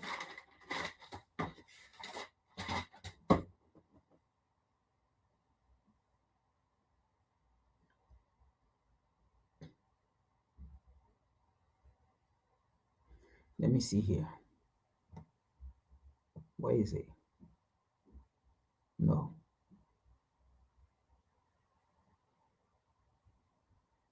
Oh, I didn't take it out. I gotta go look for it. I gotta go look for it. Hold on, folks. Let me see. I think I mistakenly took it out. I took it out by mistake. I have to go look for it. I have to go look for it, folks. Sorry, I have to go look for it. I have to look for that link. Sorry, folks. I mistakenly, I took the link out by mistake. So I have to go get it. All right. So before I can go get it, let me see here. I'm going to post something out here. No, it's not this. Hold on. Cancel. I have to go get the link, the information that she was working with the terrorists, that they collaborated with the terrorists before that attack took place. Listen to this. So before I do that, let me play a music here while I go look for it. I'll be back.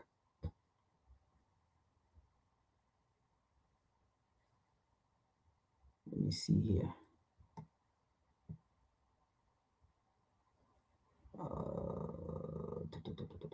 Okay.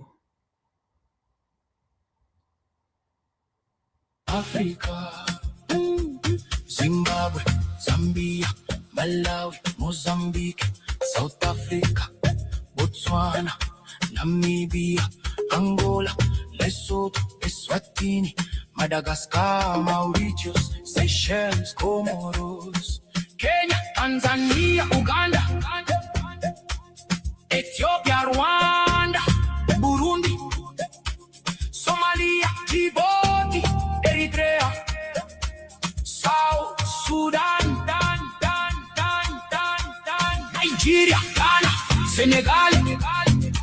Ivory Coast, Mali, Niger, Burkina Faso, Benin, Togo, Guinea, Sierra Leone, Liberia, Gambia, Cape Verde, Guinea-Bissau, DR Congo, Republic of Congo, Cameroon, Gabon, Central African Republic, Chad, Equatorial Guinea, Sao Tome and Principe, Egypt, Morocco, Sudan, Algeria, Tunisia, Libya, Africa. Simuza, we rise. Simuza, Africa.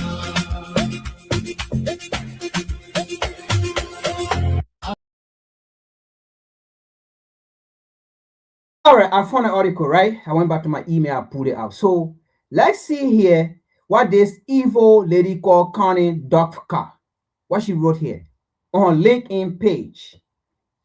Now, this is Corinne Dufka. As you can see, this is LinkedIn, right? This is her page. This evil lady called Corinne Dufka. She's evil. She's demonic. She's complete demonic. She's synagogues of Satan. She's very hateful. She don't love Africa. She don't love black people. She don't love African people. I pray to my ancestor the day she stepped on the land of the African continent, she will have a big leg. Her leg will get swell up. And anyway, she will go to doctor. She will go to everywhere. She will never get healed. The day she stepped on her soil, because she hate African, she hate Africa to rise. The day she stepped on the soil, on the continent of Africa, her entire leg will get swallowed like elephant. She will have an elephant legs, and she will never get healed from it. And I'm speaking to the ancestor. I'm speaking to the spirit. I'm speaking to nature, and nature is hearing me. The ancestor, they are hearing me. The day she stepped on her African continent, the day she stepped on her soil, the moment she get down from her plane and step on her soil, any part of Africa, she will have an African leg. Her leg will get swallowed like an African, how they call it, elephant. Her legs will be big like an elephant, and she will never get healed from it. She will go to every doctor. They will do surgery upon surgery. They will tear her legs to try to make it. Will never get healed. She will live with it for the rest of her life. And it will be a painful death. She will live with it. She will live with it painfully, slowly. She will live with it. She will never get healed from it. The day she steps on her African continent, she will have an elephant legs. Let her try and get it. The only thing now she can do is to sit in the Western world and keep receiving text messages. But the day she tried to get on her African continent, I am speaking to the spirit. The day she try and get on the African continent, she will have a big elephant legs. Her legs will be big, swelling up like elephant, and she will never ever get healed from it. The only way she will get healed, unless she come across this video and read a comment and say, "I'm sorry. What I did it against you people." Then we will reverse it. But other than that, she will go to every hospital. She will never get healed.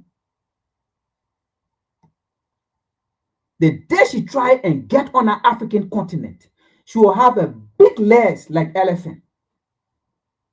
So, Corinne Dufka, henceforth, don't go to the African continent again, because it is not a continent that you love. Don't go there. If you go there, you're going to have an elephant legs. And you will never be cured from it. You will live away for the rest of your life, slowly. That is what I can tell you. I have spoken, and it is bounding.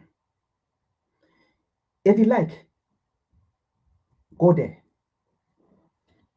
Now, let's get to her article here, what she wrote. You see here? She said, Mali. This is her LinkedIn, right? Her LinkedIn page. She said, Mali, power vacuum and geopolitical implication. Power vacuum and geopolitical implication. Now, folks, she wrote this a month ago, right after the Traore issue happened in Mali. So that's the time she wrote it. She said, Mali, power vacuum. So these people plan these things. So when a jihadi happened, when that thing happened in Mali with the coordination of the JNR and the FRA, when it happened, they were rejoicing. They were happy. Because as you can see, the article that we read, she was advocating for the jihadi, just in case they were going to if they were going to take the Shahid nation to the RCC. She already implicated them. So do you see the reason why Burkina Faso, Ibrahim Traore said we don't want how they call it, UN, we don't want Human Rights Watch? Do you see why they took this organization from there? Some of you now see the reason why they took them out. Some of you now see the reason why they took them out. So when the issue happened in Mali, they were all happy. That's what she said, Mali, power vacuum. So that means the Tiani was gone. That means the Malian government was now broken. So it was power vacuum. Now she said geopolitical implication. Now it was time for them to go in now. It was time for them to go in now. So listen to what she said here. This lady is evil. The day she stepped on the African continent, I repeat, I have spoken spiritually. The day she stepped there, she's going to have an elephant tear stage. Her legs going to be swallowed. The moment she get down from that plane and put her legs on our shore or the African continent, she will live in pain for the rest of her life. So people that know her, they should advise her, she should not step on the African continent again. The day she stepped there, she's going to have a big leg like elephant. She will live here for the rest of her life. She will never get healed from it. And she thinks it's fun. I have spoken. Life is spiritual. Let's continue here. Now, what I'm about to read here, right? In fact, let me post the link. Let me post the link because it's actually she's coded. She's speaking in code. Look, people, look, man, look. she spoke in code, right? She spoke in code. Let me post the link here. She spoke in code, so some of you can get time to read it. She spoke in code. That's the link right there. That's the link. She spoke in code. You are not understanding. Yeah, okay. Let's read. I'm telling you, she spoke in code. It's deep. Okay, it's deep. She spoke in code. All right.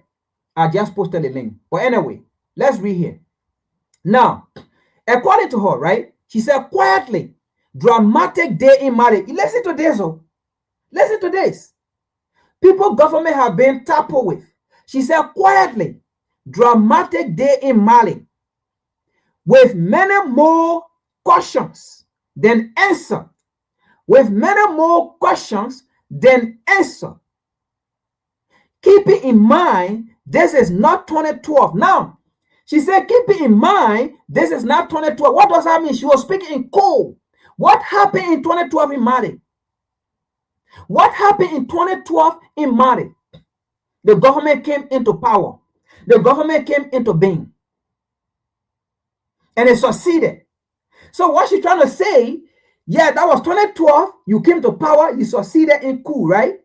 But this time around, 2026, you are not going to succeed.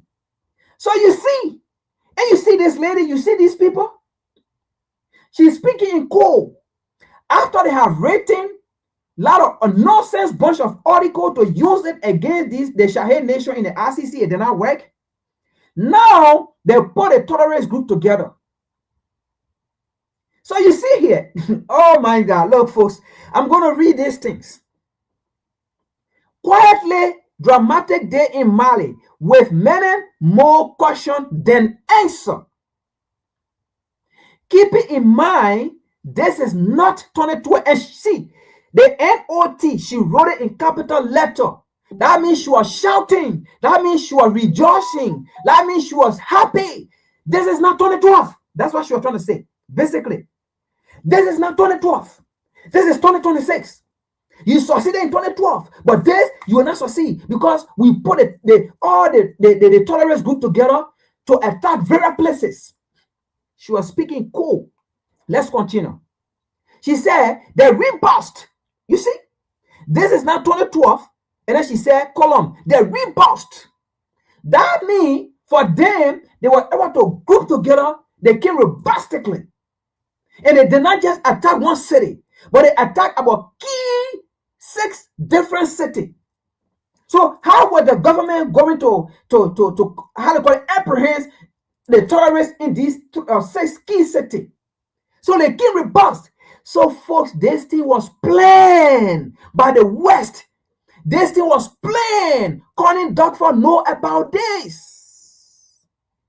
It was planned. I got this from her LinkedIn. We traced it and we found it from her LinkedIn. Let's continue here. She said, issue to watch. Now she's telling you, watch out what is about to play. And this happened when a coup first took place. So probably it could be right after the coup took place. The next day, she came out with this. Because you imagine when a coup took place, the next day, mainstream media, Western media start reporting in favor of the jihadi. So that's the time she came out about this, rejoicing that yes, we won. Yes, our tactic won. Yes, you know, we played the book and it won and it happened. We succeeded. Yes. So now she said, issue to watch. You see, issue to watch. And then she's in parentheses, she said, plus, adding to at Lebowitz. I don't know what she put in there, but again, she's speaking in code here. LEBOVICH is an acronym that she know, and the people that coordinated this thing know, right? She said at LEBOVICH plus other XLT post.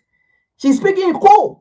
And the people that are part of the funding of the terrorists from the West in the Sahel region, they know what she's trying to say here. So she's actually speaking in code.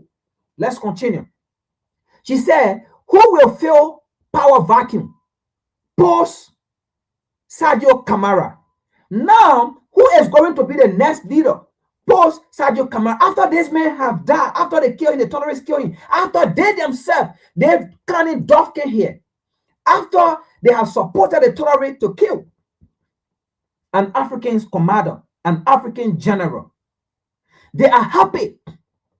Who will fill power vacuum?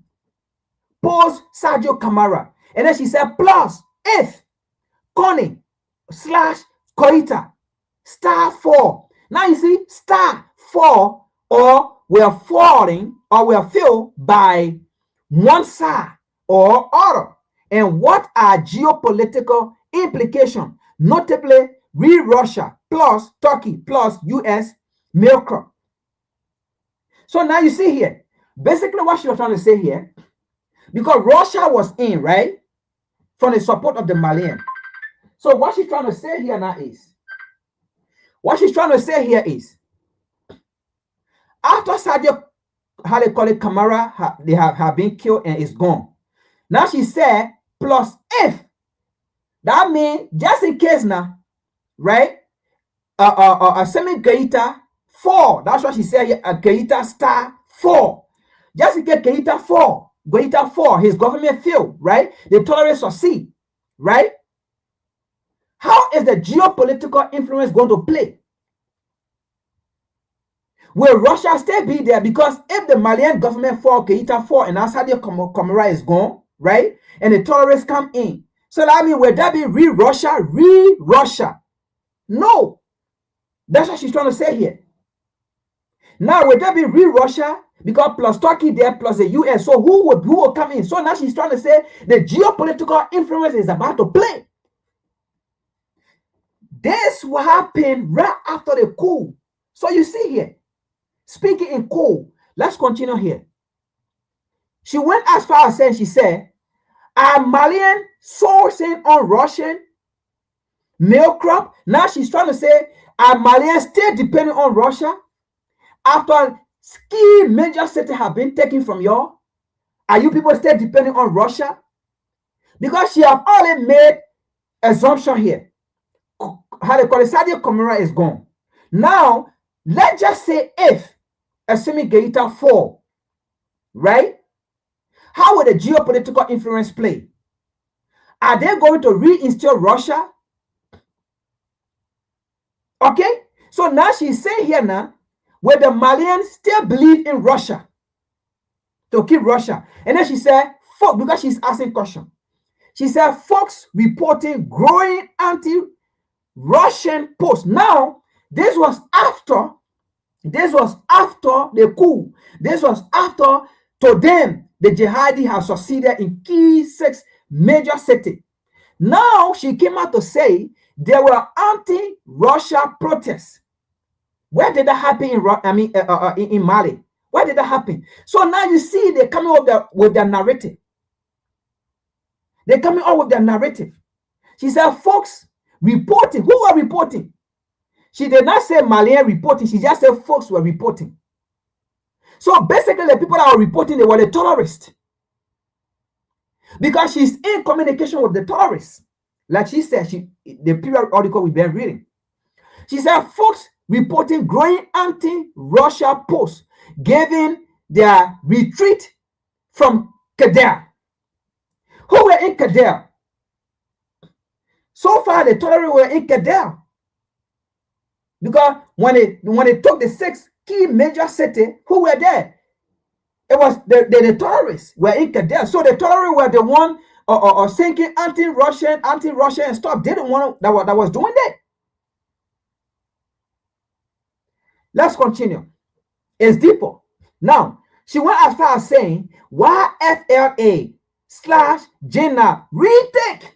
So now you see it. Why FLA/JNAP retake of Kedar may take mistake. Ideal town where JNAP is similarly negotiating. So now you see, look, in their mind, the Malian government have already failed. Because in their mind, the Malian government was never ever going to retake 6 key major cities. Because it took one day for the jihadi, the terrorist group, to take 6 key major cities. So it was going to be impossible for the Malian army or the Malian authority to regain all those key cities right back in no time. It was going to be impossible. So you see, these people, they are playing. They already planned this thing working with the terrorists. And Colonel Dufka is here exposing the West, exposing the enemy of Africa, as she is an enemy. Why FL/JNAP retake of Kedar mistake? Ideal town where JNAP is similarly negotiating the retreat of FMA, that is the Malian army, FAMA, the FEMA, which could fulfill goal of pinning JNAP fashion to establish proof of concept. Basically, what she was trying to say here now is the T group were in authority, right? The T group were in authority now, basically. So what she was trying to say here now, the T group have taken 6 key major cities now. Basically, the government has failed. So is the JNAP in communication with the FEMA? Because the FEMA are the army, so the army definitely stay there. So are they in communication with the army to work with the army? Because the army can be an enemy. These people still have military power. They are trained and they still have arms. So now, what she's trying to say here is the JNAP should collaborate with the army because the Malian army have been dissolved, or government have been dissolved. Because Goïta was no longer in power, the strongest military man have failed. So Goïta, basically, he's failed. The Malian government has fallen. It was impossible for them to regain 6 key major cities. So now she was trying to say, she was giving suggestion for the JNAP actually to recruit, to bring along the FEMA, the Malian military. Because if they don't do so, it's going to be, maybe fight. That's what she was saying here. So you see how they brought the FEMA and the JNAP together, the FLA and the JNAP together. She's exposing the West of their plan they did in Mali. Now, she went as far as saying FLA plus JNAP. You see here, FLA plus JNAP is a symbolic. You see this? You see this? Is a symbolic SMA plus JNAP, is it a symbolic mutual tolerance, interest, tolerance? So you see, tolerance, that means respectable, how they call it, group. Respectable, acceptable. So you see, these people are the one working with the tolerance. You see these people working with the tolerance. You see here, Connie is working with the tolerance. You see what Ibrahim Traore said, these foreign journalists should go, and she's a journalist, she's a photographer. You see it? Why Ibrahim Traore said these people should vermouth and leave the Shahid? You see that? She said that they tolerate their mutual group, their tolerance group, their respectable group, their accepting groups. Listen to this. FLA plus JNAM, is it symbolic? How they call it, symbolistic or symbol, whatsoever she put there, right? And then she said mutual tolerance / interest or a true partnership. You see that? Now, she's asking all these questions. I can she's asked, you see question mark? Right? She's speaking in code. She's speaking so that, you know, you will not read this and understand it. Especially if you are not a revolutionary, especially if you have not been doing intensive research and studying these people and trying to study their ideology and start trying to study what they stand for and what they believe in. You will read this, you will not understand. I'm telling you. You will read this, you will not understand that these people, they are speaking in code. You will not understand. If you are just a common reader, like you have not been, you know, reading and understanding the tactics of the colonialist, of the imperialist, you will read this and you will not understand it, what she's saying here, because they spoke in code. She's speaking in code here. Now let's continue. She said, Wa Kataba Masina presence in Kida credibly reported plus vice versa FLA elsewhere. So you see SLA elsewhere. That means look, elsewhere in Mali, right? JNAP factor remain suspicious of trickery. So now you see, right? Even though they put these people together. Now listen, what she's doing here, right? It is a communication between she and another hierarchy of the West, right? Fauna of the terrorists, right? There's a communication between them. So she's communicating and listening. Even though this has succeeded, right? But equally so, we can still trust these people. And you know, we can still trust these people because these people, you know, might also vice versa, you know, work with this. That's what she's trying to say here. So this communication, right, is not between she and the terrorists. Yes, they are supporting the terrorists and defending the terrorists, but this is a communication, is a core communication, is coded. Communication related to another people of a hierarchy that they support the terrorists, that they funded the terrorists, that they put these people together to go on this mission. So she's communicating that, listen, we can't trust these people the same way, you know, there's a happy thing, right? We can't trust these people. So we have to be in the loop for this. So let me read it again. That's what she's trying to say, but they're speaking core here. She said, Wa Kentimba, Masina, presence in Kida. That is another tolerance group, right? That they trust. Why their presence in Kida? Because it's a communication like on phone, like, listen, why are we doing this, right? We have to be on our alert. We have to do this. We can't trust this person. That's the communication going on here. All right? So while they have a tolerance in Kida that they trust, that they're in communication with, right? Because as you can see, she said, Wa Kentiba Masena, presence in Kida, credibly, that they believe in, credibly reported that everything reported from Kida, they believe it from this person is true, that they have overtaken Kida. So you see, and then she said, vice versa. FLA somewhere. JNAP factor remains suspicious. You see, so that means the same way they communicated with Ketiba, Messina, and Kida, right? Is the same way vice versa plus vice versa. They are in communication with the FLA. Okay. Now she said, but however, the JNAP factors remain suspicious. So you see, folks, these people, the terrorist group, did not just wake up to attack Mali. The terrorist group did not just wake up to attack Mali. It was planned by the West, and Corinne Dufka know about it, and she's communicating here. Just how we believe in Matiba Maseni presence in Kida, credibly reported, right? Plus, vast rest of the FLA reported whatsoever they are that we believe in. However, the gender factor remains suspicious. We do not believe in them. Because why? Because remains suspicious of the Tuguri as our agenda.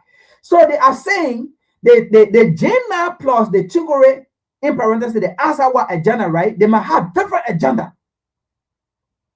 So we don't have credible information that these people, will be in collaboration. But now we know the FLA, right? And the people in Kida, the other terrorists group in Kida, we already have them under control. We're in communication with them, right? We get their credibility.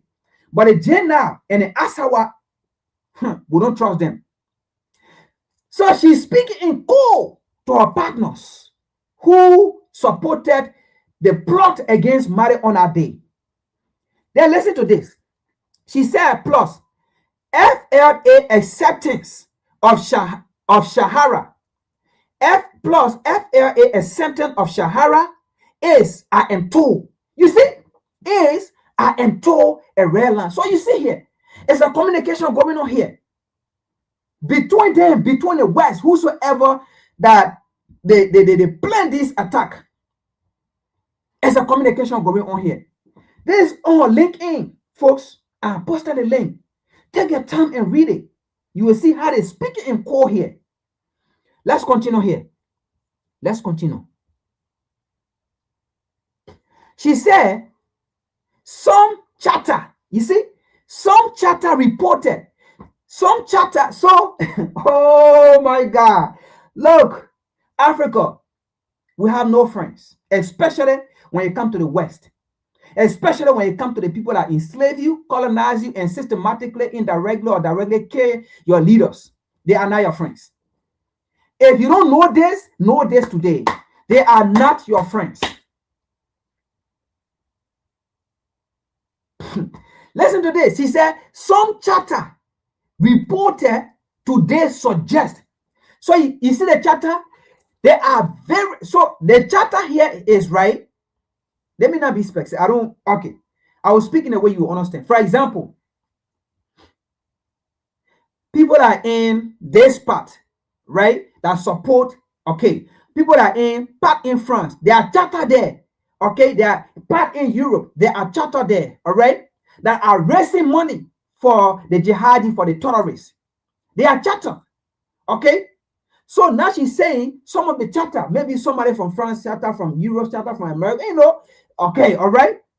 Suggested. Let's read.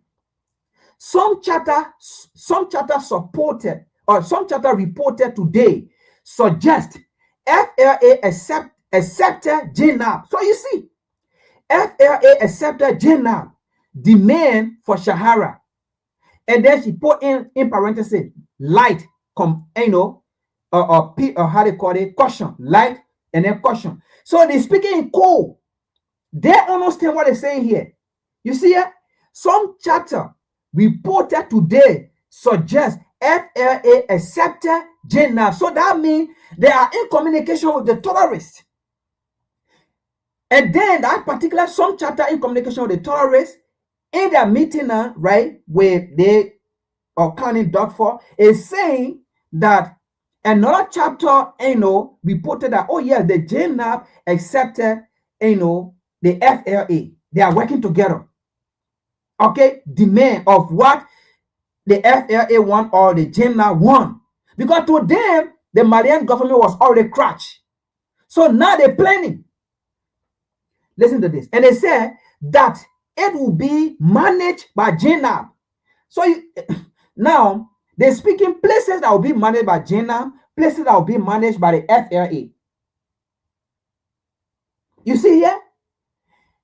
That it will be managed by the JNAB, but administered by the FLA.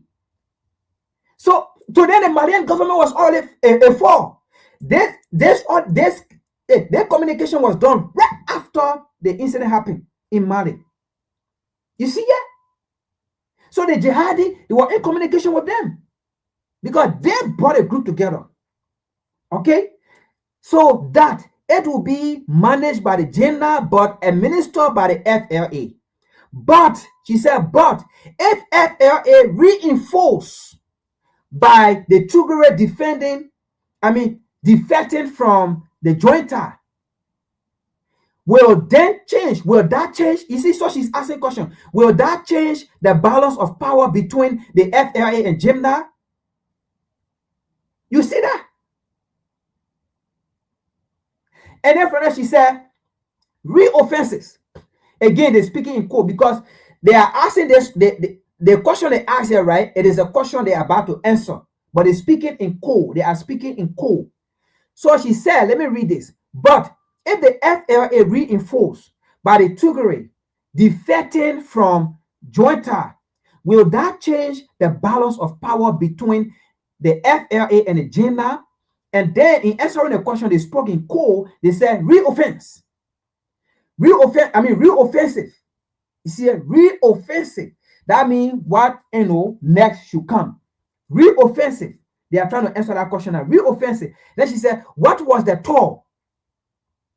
And then that was question mark. Then she said, folks in Sarah describe seeing many bodies coming into local hubs after JNAB surrounded /shy FN/FEMA babies in Sevilla. Plus, sadly, there were many civilians killed when mosques hit in KT, right? Now, so in answering the question, right, she answered the question right here. So she's trying to say, right, actually,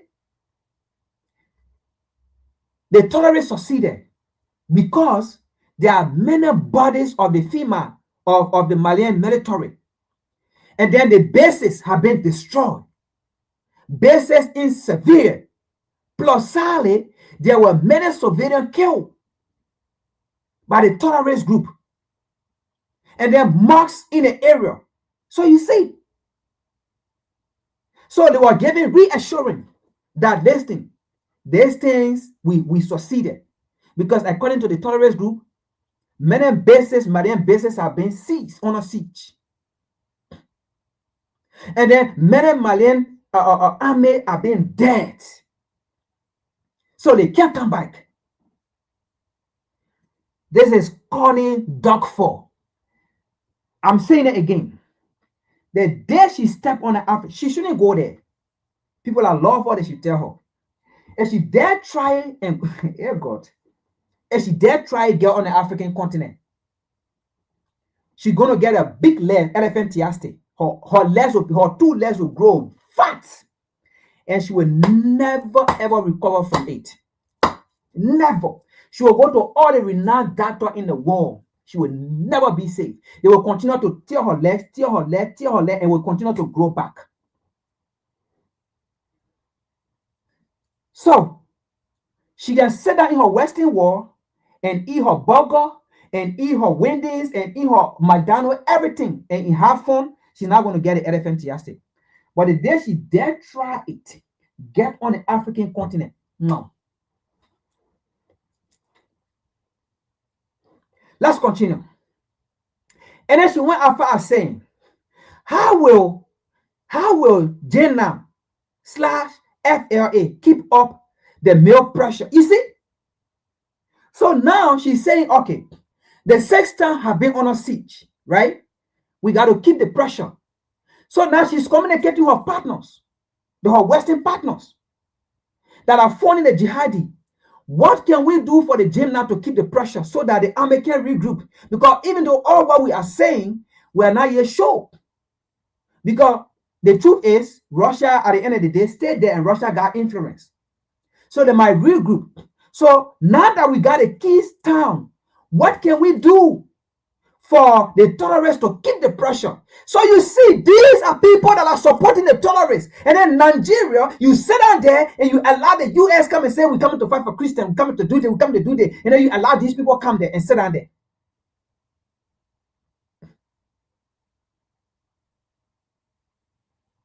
No wonder why Nigeria can't fight Boko Haram. Boko Haram keep kidnapping, killing,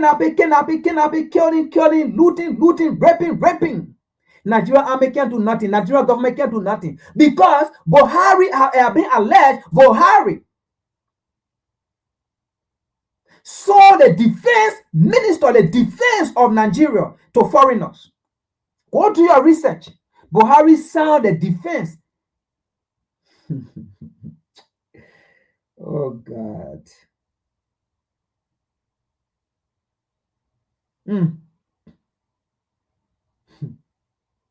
Sir.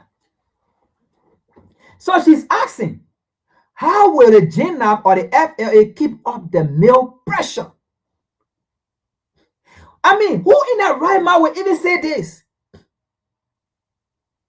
So you see how they support the jihadi, they support the terrorists?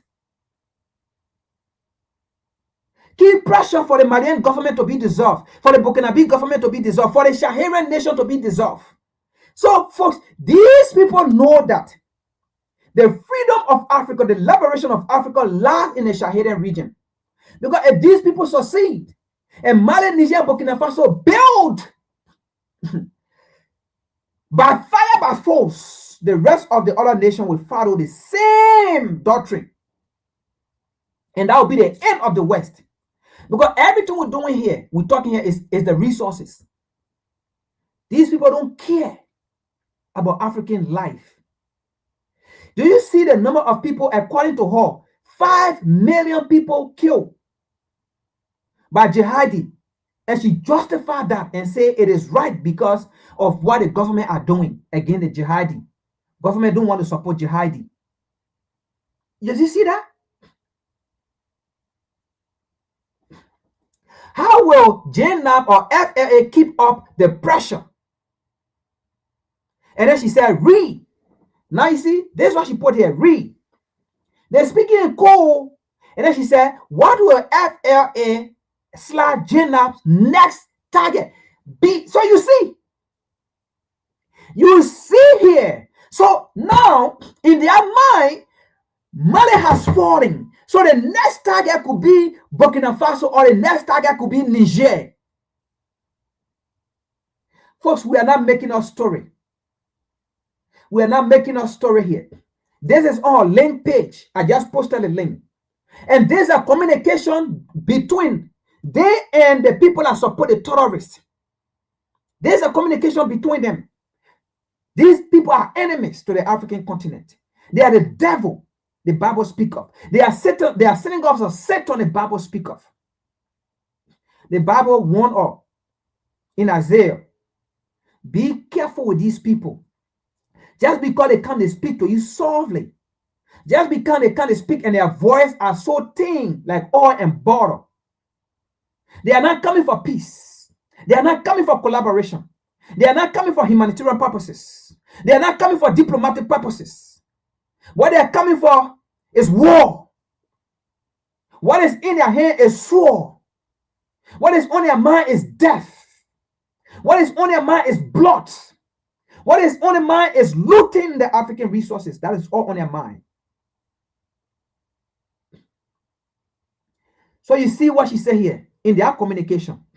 How will JNAP or FLA keep the pressure? And then she said, read. What will FLA/JNAP next target be? And then she said, GOA, GAO, she put question mark. And then she said, TB2, she put question mark. You see it? So they know what they are saying here. They know what GOA mean, question mark. They know what TB2 mean, question mark. Because she said, what will FLA/JNAP next target be? GAO, question mark. TB2, question mark. Maybe TB2 could be Ibrahim Traore. Who knows? Because they are speaking in code for people to not understand. So TB2 could be, Burkina Faso next. Abraham Traore could be next. Who knows? TBT, TB2. It could be Abraham Traore next. Who knows? And then she said, Konna, C-O-N-N-A, Konna, question mark. So she's asking, could these places be the next target? She's asking, these places could be the next target to hit because we have get 6 key cities. So these places could be the next target to hit, to get. You see? And then she said, now that key annex blocked by GNEP plus plus FEMA paralyzed, you see, plus FEMA paralyzed by succession drama. You see that? So in their mind, this was right after the coup. In their mind, Mali was gone. So you see, the team group did not just wake up and went and did that. They sponsored this. The West sponsored this. And that is why France 24, the France media were all around the place. And France reporter, some of them had even said it. It was sponsored by the West. So now you see, how did they know that Mali was already paralyzed? Because this was right after the coup, they killed the general. And then in their mind, the general is dead. And 6 key cities have been taken. Oh, Mali is gone. Mali is paralyzed. So now they said, where next to go? Because the truth here is the FEMA is paralyzed. The Malian army is paralyzed. So now we have to run over all our cities and get them quick. Did you see here? And this is coming from a Human Rights Watch rector, a Human Rights Watch advocate, a journalist who on the African continent also speak, taking pictures and things, reporting, giving good report, giving neutral report or non-biased report. You see here? Let's continue here. And then she said, how will the famous, you see, she even mocking now, they are mocking the AES. How will the famous AES collaboration play out? You see? Because she saw that, in fact, she's mocking Africans, both home and abroad. Because you know, it came a time when Marcus, let's say, went to Congress and said they should wage war on Burkina Faso, Niger and things. And the entire globe of black people rose up and said, don't try it. If you try it, you will see what will happen. That's the time they saw unification of African people, of black people all around the world. Now she's saying, what will that famous collaboration be? You see? How will the famous AES collaboration play out? Now she's playing phone, she's mocking Africans. You see the devil? You see the devil? How will the famous AES collaboration play out? You see that? So what they don't like is African people coming together. What they don't like is African people unifying. What they don't want to see is African people collaborating. What they don't want to see is African people becoming strong. What they don't want to see is African people telling the West, we don't want to be dependent again. We want to be independent. We don't want to depend on you. That's what they don't like. You see it? How would the famous AES collaboration play out? And then she said, central to it all. She's speaking in code. Central to it all, plus different from 2012. You see? This, she's trying to say this is different from 2012. This is different from 2012 because the truth here is we have succeeded. Because the question here, she asked a question, right? She said, how will the famous AES collaboration play out? And then she said, central to it all, plus different from the 2012. So that means it's different from 2012 because this, the collaboration of the AES has failed. Because you saw right here, first of all, they said the FEMA is already paralyzed. Right here, FEMA is already paralyzed. Now you see, how will the FEMA AES collaboration play out? Central to it all, plus different from the 2012 with AQUAM.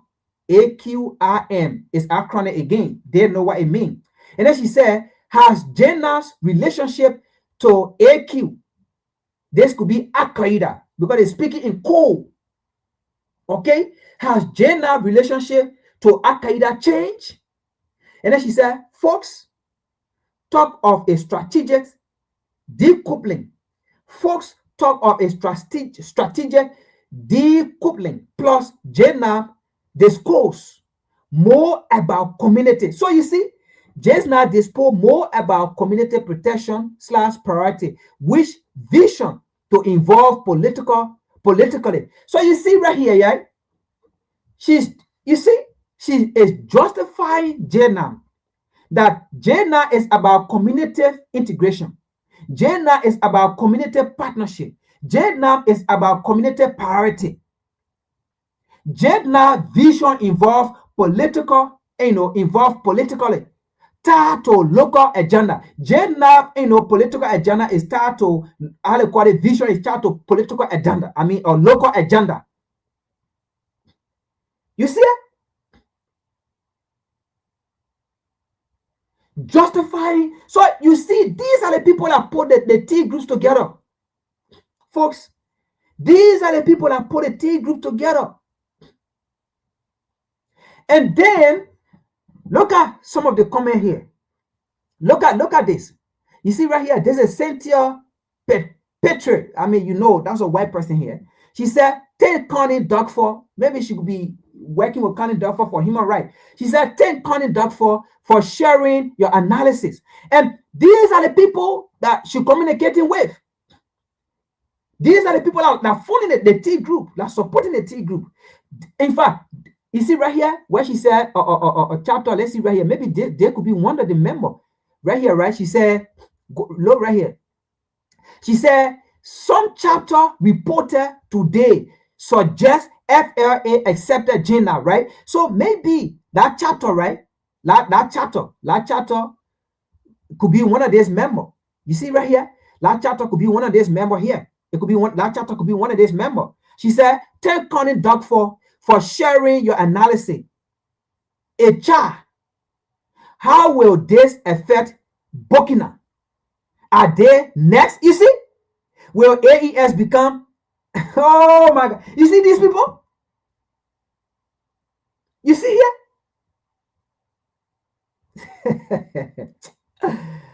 Oh my God. So these people thought they have succeeded though. Right after that coup, they thought they have succeeded.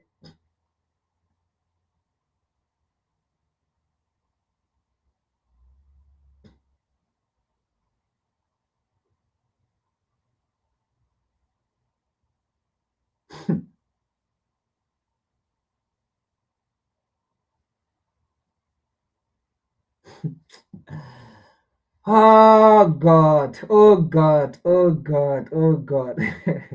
You see that? So that's it. So they have been exposed.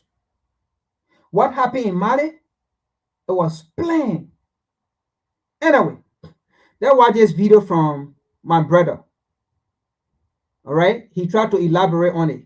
So that's what I have to give today, but let's just watch this. We may not play all, but let's. Yeah, we back. Now, in today's video, I want to react to an American journalist by the name of Corinne Dufka.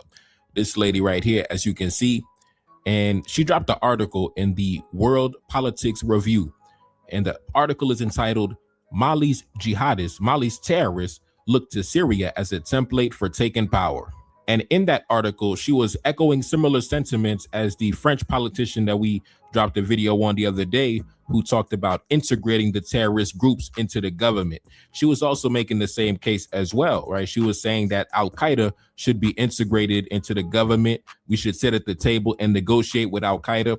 And the example she gave in the article was the current leader in Syria, Ahmad al-Sharaa, formerly known as Mohammed al-Jolani. Take a look up on the screen, as you can see, who had a $10 million bounty on his head from the United States government as an international terrorist, but today is now recognized as the leader of Syria, the recognized authority in Syria. And in the article, she was basically making the case that a similar model can be applied in this case as well, where we can take the leaders of the terrorist groups, integrate them into the government, negotiate with them, come to an agreement with them, similar to what happened with the leader in Syria, who was able to rebrand himself from an international terrorist, an international criminal, to now being seen as the recognized leader at the head of a country. And of course, this is not groundbreaking news for us because we already had this conversation on the channel like 2 weeks ago, 3 weeks ago. Take a look up on the screen. We dropped this video. The Western-backed rebels, the Western-backed terrorists in Mali admit that they are inspired by Syria. So we already did a video reacting to the spokesperson for the terrorist groups who went over to France on the French media, and he was saying how he was inspired by the leader in Syria, right? He said, my brother in Syria. He said he has immense amount of respect for the leader in Syria. So we already had this conversation, but now this lady, Corinne Dufka, she is now making the case, and we're going to react to this article as well. Now, for those of y'all who have not watched the previous videos that we have dropped on this subject, go to the playlist. We have a playlist entitled the April 25th terrorist attacks.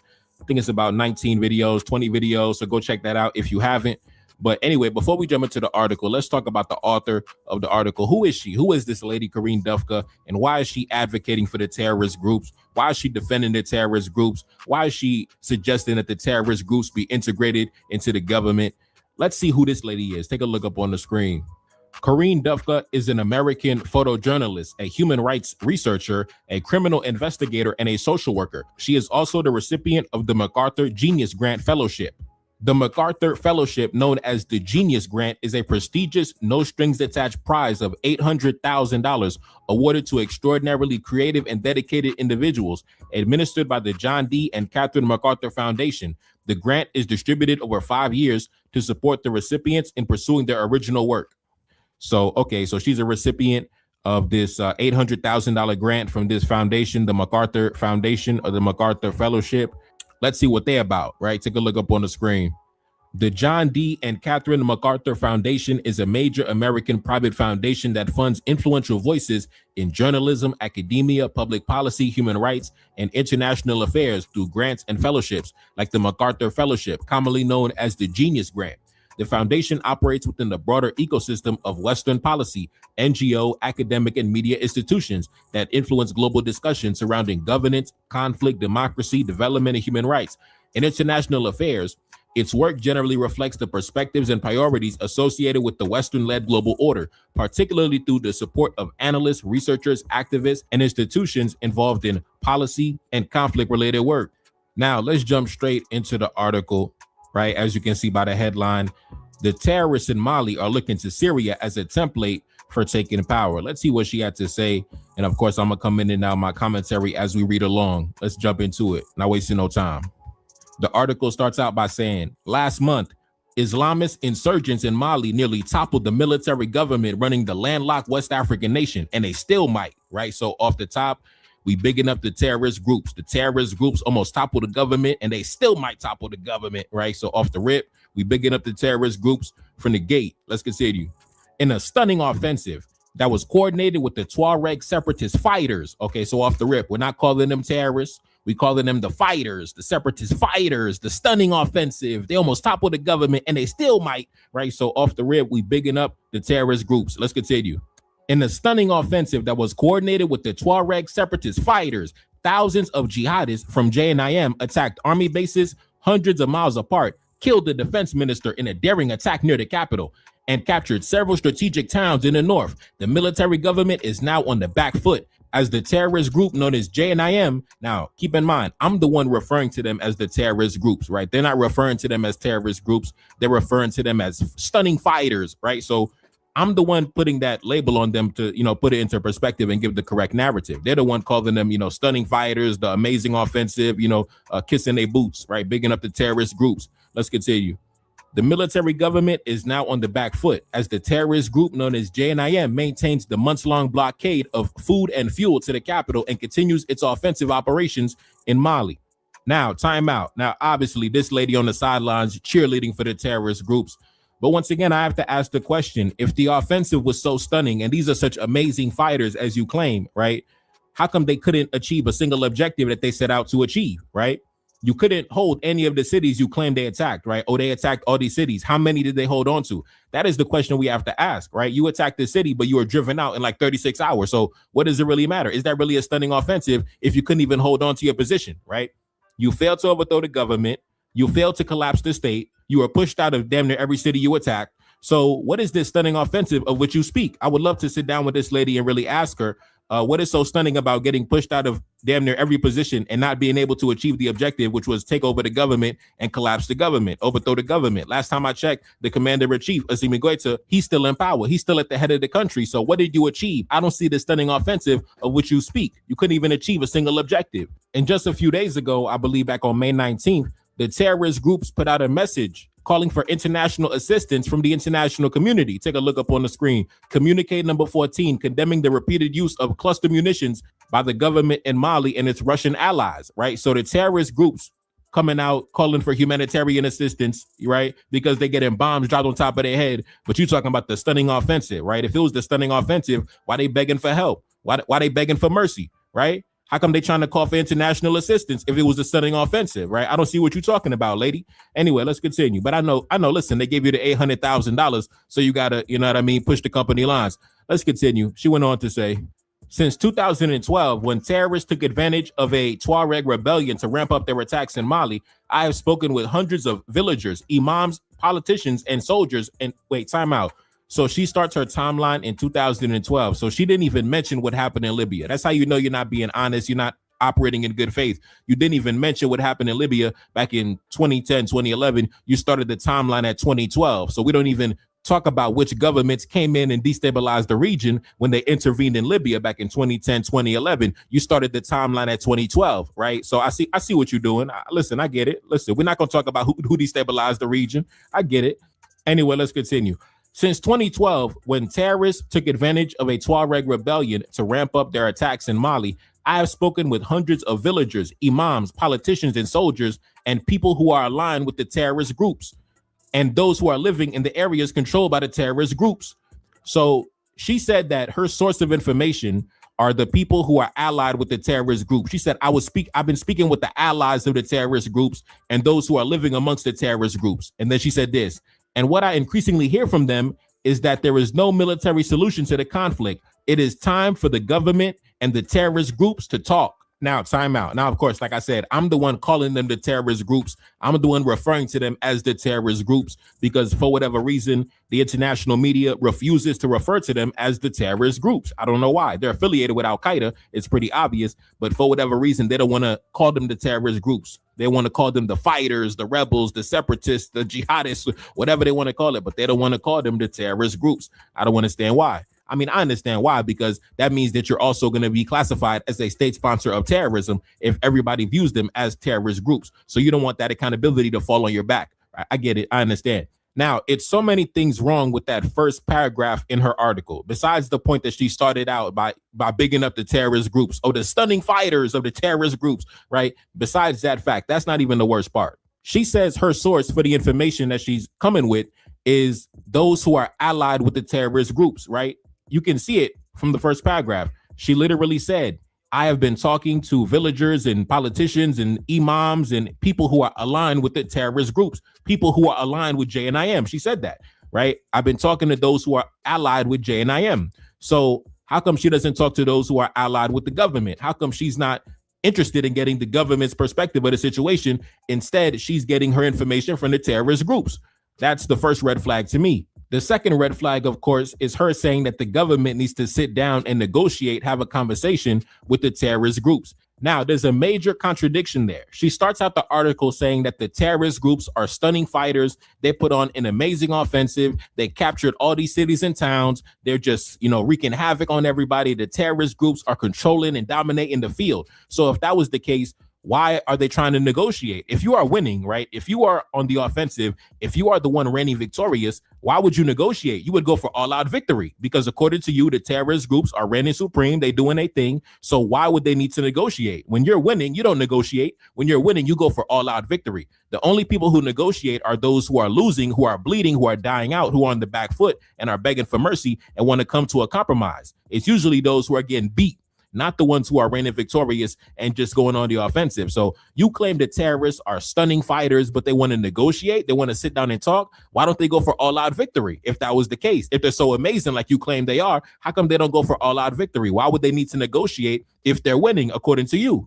Since when have you ever heard somebody winning, especially in war, and then say, you know what, let's stop winning and let's sit down and negotiate with the people that we beaten up, right? We beaten up on the adversary, we beaten up on the enemy. Let's stop fighting and let's sit down and negotiate. No, the only people who want to negotiate and come to the table are those who are losing, right? Listen, let's come to a compromise. Please don't annihilate me, right? Those are the individuals who typically negotiate in a war setting, right? The ones who don't want to get annihilated, the ones who want to come to a compromise. So you claim they're so amazing, they're so dominant, they captured all these cities, which they couldn't even hold on to. And at the same time, you claim they want to negotiate, right? So that's a major contradiction. How do you make sense of that? They're winning so much, but they want to negotiate. They don't want to go for all-out victory. Okay, yeah, it don't make sense. Let's continue. She went on to say, talking to terrorists to settle a civil war might seem unfathomable, but there is a template for bringing a terrorist insurgency from the code. Look at Syria. There, the Al-Qaeda terrorists from the HTS made the transition from being a United States designated terrorist group to becoming the pragmatic caretakers of the country's government. The leader, Ahmad al-Sharaa, went from having a $2 million bounty on his head to being the country's president and celebrated at the White House.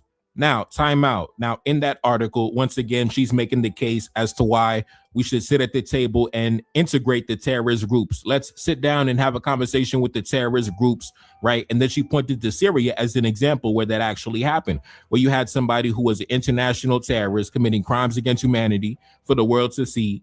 The United States government was chasing him, looking for him all over the world. And now he is recognized as the leader of a country, right? He is integrated into the international community. And he said, and she's basically saying that the lady who wrote this article is saying that we can do the same thing with the terrorist groups in Mali. We can take the leaders of the terrorist groups and we can throw a suit on them. You know what I mean? We can bring them down to Washington, bring them down to Paris and London, like we did the leader in Syria, right? And we could do the same thing in Mali. We could talk to the terrorist groups, integrate the terrorist groups. Let's do business with the terrorist groups, right? So, that's what it is, right? That is the recommendation that she is making, right? And just like the French politician who said the same thing the other day, she would never advocate that for her own country. She would never advocate for the United States to integrate, the men from Osama bin Laden's entourage into the government of the United States, right? Or give them the Secretary of Defense, right? Osama bin Laden's general or his lieutenants, let's make them the Secretary of Defense. Let's give them jobs in the Department of Defense, right? Let's integrate Al-Qaeda into the United States government. They would never advocate for those things for their own country, especially if it was their friends and family getting killed by the terrorist groups. They would never go to Washington. They would never advocate for that for their own government. They would never advocate to be ruled over by Al-Qaeda, but they'll advocate this nonsense for us, right? So this what doesn't make sense to me. Just like the French politician, he would never go to the National Assembly and recommend that for his own country, but he believes that to be fit for us in our countries. And if you ask him to explain why, he couldn't even explain why, because they're selfish and it serves their political agenda. That's all it is, because the terrorist groups are willing to sell out the country. The terrorist groups are willing to make deals that Generalissimo Goita refuses to make. Generalissimo Goita refuses to make certain concessions that we demand. But if we get the terrorist groups into power, they are willing to negotiate. They are willing to sign deals, just like the leader in Syria, Ahmad al-Sharaa. That's why they love him. That's why they invite him down to the different European capitals, the Western capitals, down to Washington, because he's willing to negotiate. He's willing to sign deals. And now they're trying to replicate that same model that they established in Syria, right? And really, back on April 25th, 2026, during those terrorist attacks, that was the political objective, but they failed. They failed to carry it out. So now they have to regroup. They have to go back to the drawing board and figure it out. So now they're trying to normalize this in the minds of the people, right? They're bringing the terrorist groups onto the media to do interviews, to normalize this in front of the eyes of the world, that these are not criminals. These are not bandits. These are not terrorist leaders. These are diplomats, right? These are statesmen, right? These are men who could be leaders of a country. As you can see, they're trying to legitimize them. And that is why you see this media campaign, 100 miles per hour going against Mali, because that is the agenda. The agenda is to install the leaders of the terrorist groups into power and regain influence in the region, right? Just like they did in Syria when they drove out that government and installed a terrorist Al-Qaeda commander at the head of the government. Now, let's continue. She went on to say, could the same thing happen in Mali and President Trump's administration play a part in bringing Mali's government and the terrorist groups to the table? So now she's suggesting that the American government, Donald Trump, should be the mediator between Generalissimo Goita and the terrorist bandits, right? the American government could facilitate the conversations between the government and the terrorist groups. Unbelievable. Let's continue. She went on to say, as officials and analysts in the United States reflect on these questions, they should listen to the growing number of Malian religious, community, and political leaders who see dialogue as the only way to end the country's conflict. Now, time out. Once again, advocating for something that she herself would never advocate for her own country.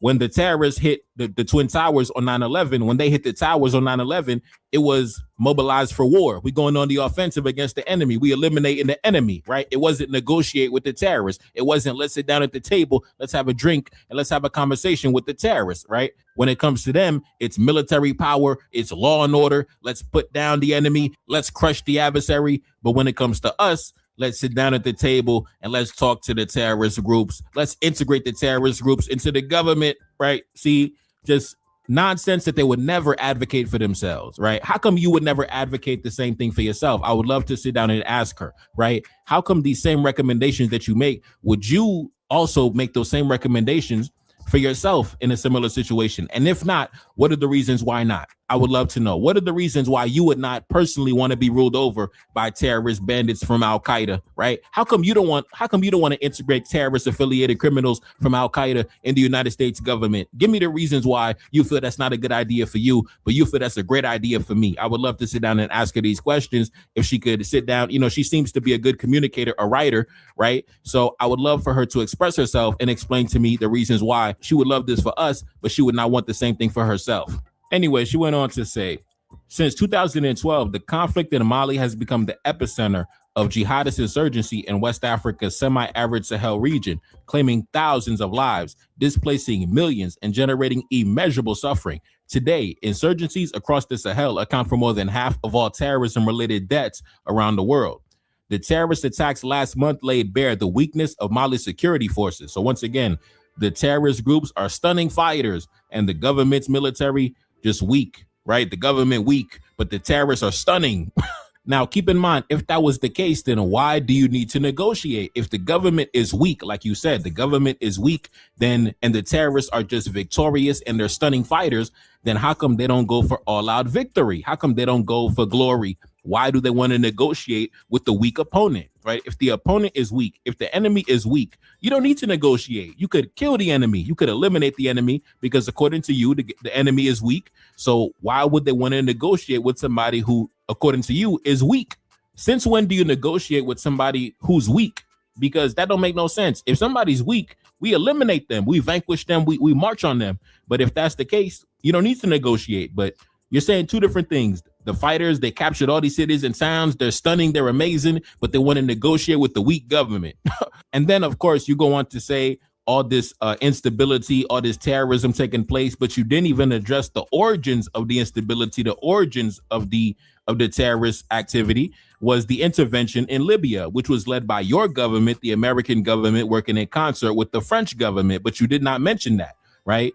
You mentioned all the chaos and instability. You start the timeline in 2012. You didn't even mention Libya. And it's funny because you're talking about everybody dying. Oh, man, thousands of people are dying. Millions of people are displaced. But who's displacing them? Who's killing them? Who's driving them out of their homes? It was the same terrorist groups that you were supporting, the same terrorist groups that you called stunning fighters. Oh, they're so stunning, the stunning fighters, right? So the stunning fighters are the ones who are displacing all these innocent civilians from their homes. And those are the stunning fighters that you want the government to negotiate and integrate into the government, even though you would never recommend the same for yourself. So I don't understand what direction you're trying to take me in. But anyway, let's continue. I'm here for the ride. She went on to say, the terrorist attacks by JNIM last month laid bare the weakness of Mali's security forces and also those of their Russian partners, who now risk repeating the failures of the West. France and the European Union and the United States collectively spent billions of dollars over the last 20 years training, supplying, and sharing intelligence with Mali and other regional governments in an unsuccessful bid to clean the region of the jihadists. Despite these efforts, the groups linked to Al Qaeda and the even more brutal Islamic State have expanded exponentially and now threaten neighboring countries with which Washington enjoys close partnerships. Now, time out.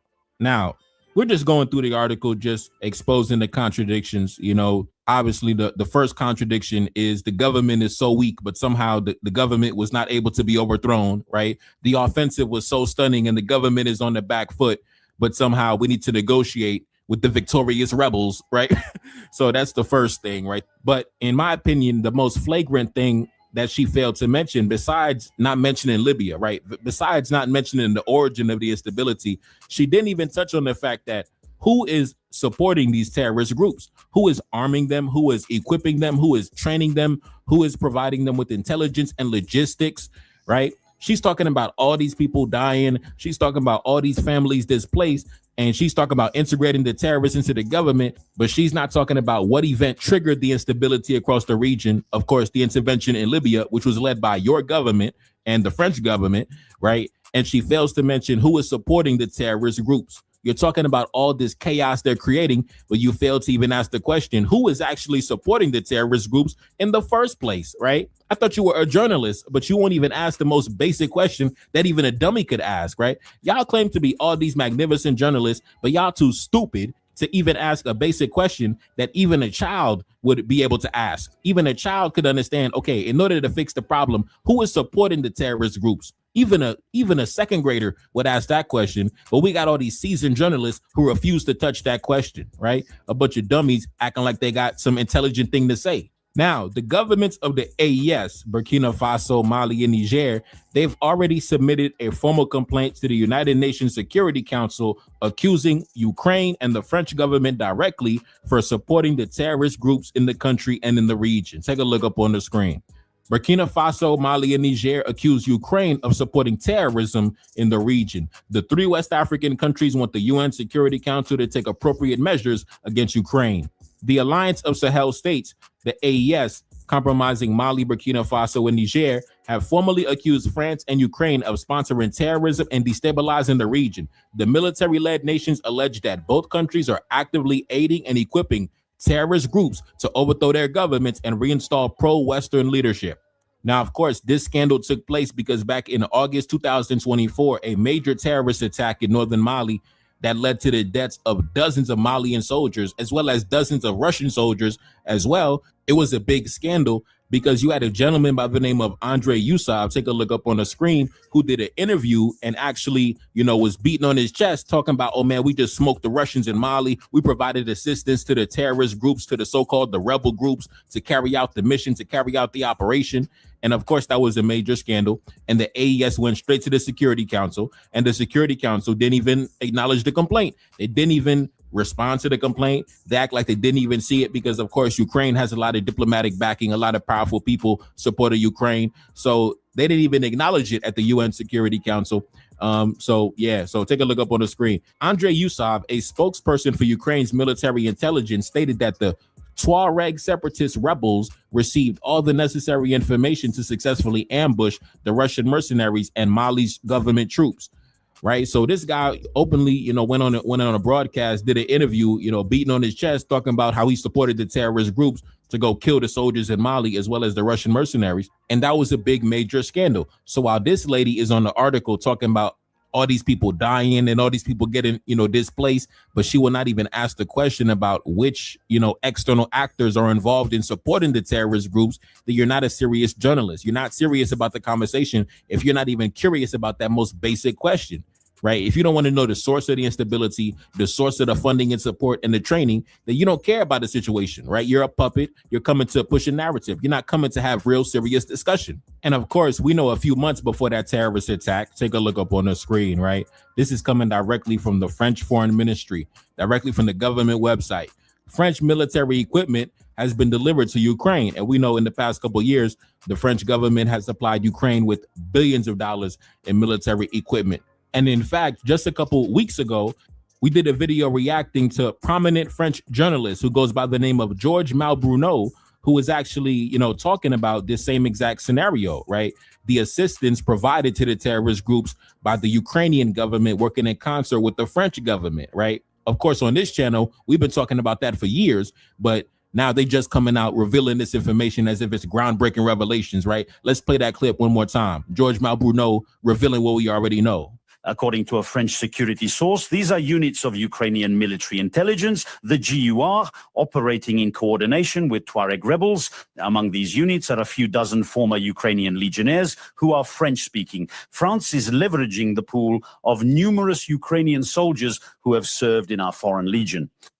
The Tuareg separatist rebels want to weaken the junta in power in Bamako. As for the Ukrainians and US French, we want to make the junta's Russian auxiliaries bite the dust. The former Wagner militia, renamed the Africa Corps, who did everything they could to drive us out of Africa. It's a convergence of interests, given that the Tuareg rebels have a long-standing relationship with French intelligence services in the Sahel. France did not want to appear, even covertly. This time, the barrier seems to have been lifted. The Ukrainian smokescreen has the advantage of allowing us to avoid cooperating with al-Qaeda-linked jihadists, whereas by contrast, our ties to the Tuaregs, who are seeking independence for their region, are well known. Yes, but still the most surprising thing about everything you're saying is that this game of alliances ultimately works to the benefit of the jihadists. You began by saying the rebels and the jihadists are currently allied. It's a surprising game of alliances, that's true, relying on Ukrainians who are helping Tuareg rebels linked to jihadists who are our enemies. We're dealing with the cold reality on the ground. This is called prioritizing your enemies to achieve a common goal. Once again, weakening the Russians and their allies in the Sahel. Sorry. All right, we back. Now we know a couple years ago as well, back in 2024, take a look up on the screen. Mali breaks diplomatic ties with Ukraine. So currently right now, Mali has no diplomatic relations with Ukraine because they're recognized as a state sponsor of terrorism, not only as a state sponsor of terrorism, but a state sponsor of terrorism directly against the AES government. So that's already been something that's happened. The complaint at the Security Council has already been submitted, even though it's been ignored. But, you know, that's the truth, man. That is the truth. And in fact, a couple of days ago, I seen an article coming from the Kiev Post. You know, Kiev, that's the capital of Ukraine. And this is a prominent media publication in Ukraine called the Kiev Post. And look at this headline. A Russian drone has been shot down in Mali, marking the first potential use in Africa. So they revealed that the Russian drones are very similar to the Iranian drones, are currently being deployed by the Malian government against the terrorist groups. And somehow the terrorist groups have obtained the technology to shoot down Russian Iranian drones, right? They somehow, I think the Shahed drones, I think that's what they called. Somehow the terrorist groups have the necessary equipment, have the military equipment that is capable of shooting down Iranian drones, Russian drones, right? Somehow somehow we're able to get that in their possession, right? So that's very interesting to me. And if you remember, I think it was about maybe like a year ago or something like that, the foreign minister in Mali himself actually, called out Ukraine as well. And he even asked the question, does the international community exist, right? They always talking about the international community. He was asking, does this so-called international community exist? Because when we sent the complaint down to the UN Security Council, they didn't even acknowledge the complaint, right? So is it really about, international peace and stability? Do these nations who claim to defend democracy and peace and stability, is that really what they're about? I don't think so. Play that clip. I'll be right back. Does an international community exist? Is this actually a community? Is it truly international? Because Mali, Burkina, and Niger presented a very, very clear and simple position before the Security Council that Ukraine, a member of the United Nations which has obligations, openly declared through its officials, intelligence services, but also diplomats, that it actively provides intelligence and logistical support to terrorist groups in northern Mali, which is completely unacceptable. To this very day, the Security Council has not even acknowledged receipt of what we submitted. We know that Russia supports our initiative, but we haven't heard a single word from anyone. So what exactly does that mean? I think I'll throw the question back to you. Is the so-called international community truly working for peace and stability, or is it simply a policy of double standards? When an ally and a friend is called into question, I think we prefer to look the other way. Our people are deeply disappointed, and we believe that now more than ever, our nations must take charge of their own destiny and do what is needed to guarantee our security, because we are convinced that the methods employed by terrorist groups or others are aimed at political objectives. That is absolutely clear. However, it's not my responsibility to answer for the international community you just mentioned. All right, so we back. So once again, if she's not going to ask the most basic question and investigate where these terrorist groups or these stunning fighters, as she calls them, where they get their support, their logistical support, their material support, their military support, their diplomatic support, their media support, if we don't examine these international networks, then you're not really serious about getting to the bottom of the situation, right? You're here for something else, right? You know, we have to be honest about that. So anyway, let's continue. She went on to say, United States supported democracy strengthening efforts have fared no better in stabilizing the region, as evidenced by the cascade of military coups that since 2020 have toppled elected leaders in Mali, Burkina Faso, and Niger. The same is true of United States and European humanitarian aid aimed at improving the Sahel's crushing poverty indicators. Now, time out. Now, in this part of the article, she's talking about humanitarian aid and all this charity they're alleging to be doing. But just last week, I saw an article. Take a look at this headline. Many American companies are contacting me about gold and lithium, according to Rachna Korhonen, the United States ambassador to Mali, right? So they're putting on this act as if, oh, we're doing so much charity for the community. But according to the ambassador, you know, her phone is ringing off the hook because the American companies are thirsty to gain access to the natural resources, the gold and the lithium and the critical minerals.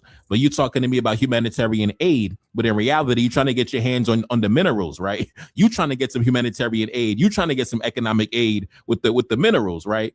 That's what it is, right? Yeah, that's what it is. All this whole article is basically pushing a certain narrative that would benefit American companies getting their hands on these, you know, precious resources that they blowing up the U.S. ambassador to Mali. They blowing up her phone. Listen, that's the lady right here, some Indian lady, right? They blowing up her phone because they want to get access to the gold and the lithium and the uranium and everything else in between, right? But they talking to us about humanitarian aid, economic aid, but they thirsty for the minerals. Crazy. Anyway, let's continue. Now we know why you supporting the terrorist groups. Now we know why you want to topple the government with the terrorist groups. Anyway, let's continue. She went on to say, according to people who are allied with the terrorist groups who spoke with me on condition of anonymity, right? So she's speaking to the terrorist groups and their affiliates, right? According to the terrorists, right? That's what she said.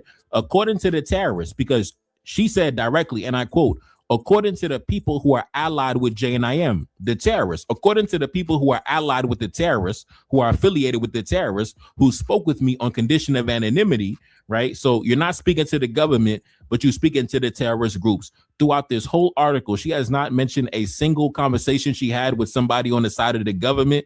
She's only been talking to people who are allied or affiliated with the terrorist groups. So that goes to show you're not even interested in the other side of the story or the other side of the conversation. You're only interested in the side and the narrative of the terrorist groups. Anyway, let's continue. According to people who are allied with the terrorist groups who spoke with me on condition of anonymity, the group's leadership has found inspiration in HTS's transformation in Syria, right? They found inspiration from the terrorist groups in Syria and how they became recognized as international leaders. Let's continue. With the support of Turkey, the HTS transformed itself from a dogmatic Islamist militia into a tolerant political military entity during the years it functioned as the de facto government in Syria's northwestern provinces. It stunned the world with the 12-day lightning offensive that ended Bashar al-Assad's 24-year rule, right? So once again, using similar adjectives for the terrorist groups that toppled that government in Syria, right? The lightning offensive, the stunning offensive, right? Anyway, let's continue. Of course, as my sources are well aware, there are many differences between the two situations. For starters, JNIM lacks a powerful backer like Turkey that could provide military aid and training. However, there is some room for optimism that certain aspects of the Syria template could apply.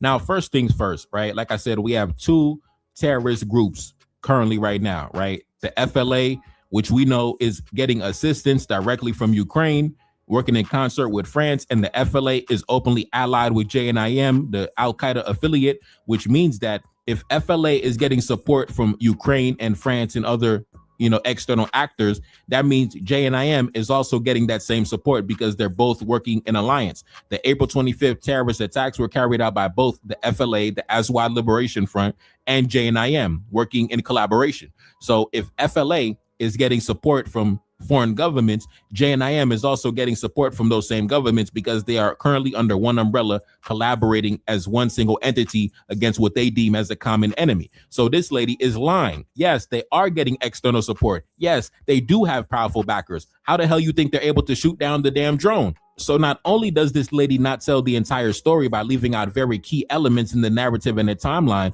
but now she's just openly lying and saying that these terrorist groups have no external backers, they have no powerful supporters, they're doing it off the muscle, they're doing it by themselves. Everything is just their own ingenuity and genius by themselves. No help, no assistance, no support. Just straight lying, bro. Just straight lying. You are a freaking liar. Let's continue. We finally moved from California to Pennsylvania, and it was the best decision we ever made, except for one thing. And I'll get to that part in a second because it almost ruined everything. Wow. But first, we left Los Angeles last August, and the change was immediate. She went on to say, much like HTS, the terrorist group in Syria, JNIM is trying to shed the terrorist label, distance itself from Al-Qaeda, and evolve into a religious insurgency against Mali's government. My sources point to JNIM's ditching of the lethal attacks on civilian soft targets that were typical of its operations a decade ago. One villager in central Mali told me that the terrorist group's representatives are talking much less these days about global jihad and much more about local problems. So once again, trying to legitimize the terrorist groups, saying that the terrorist groups, they don't even attack civilians anymore. The terrorist groups are serving the needs of the population, right? Basically trying to legitimize the terrorist groups, like I said. So in the hypothetical scenario that they do come to power, this is the rollout, right? They're preparing the public.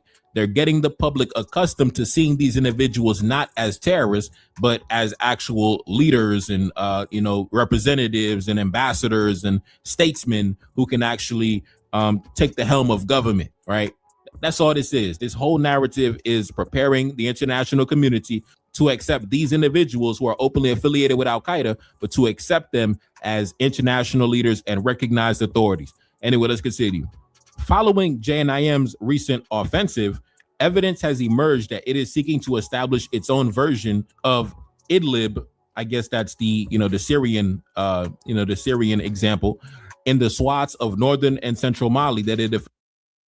Her analysis is not neutral at all. She's not coming with a neutral analysis at all, right? She's condemning the government. She's wagging her finger at the government. She's not asking who started this instability, right? Which nations are responsible for this instability? How do these terrorist groups sustain themselves, right? Who benefits from the instability? Where do they get their weapons from? Who is providing them with training and logistics and intelligence, right? She's not asking any of the tough questions as it relates to the terrorist groups.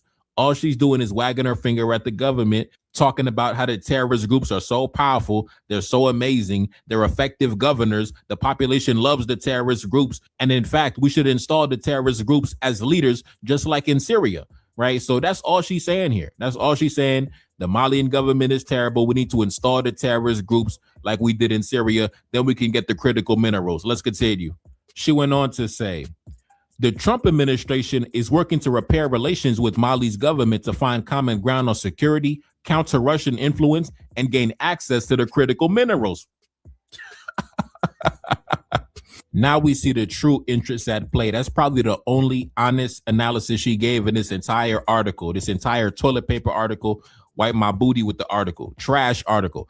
The only legitimate thing she said was the Trump administration is looking to counter Russian influence and gain access to the resources. That's the only honest thing she said.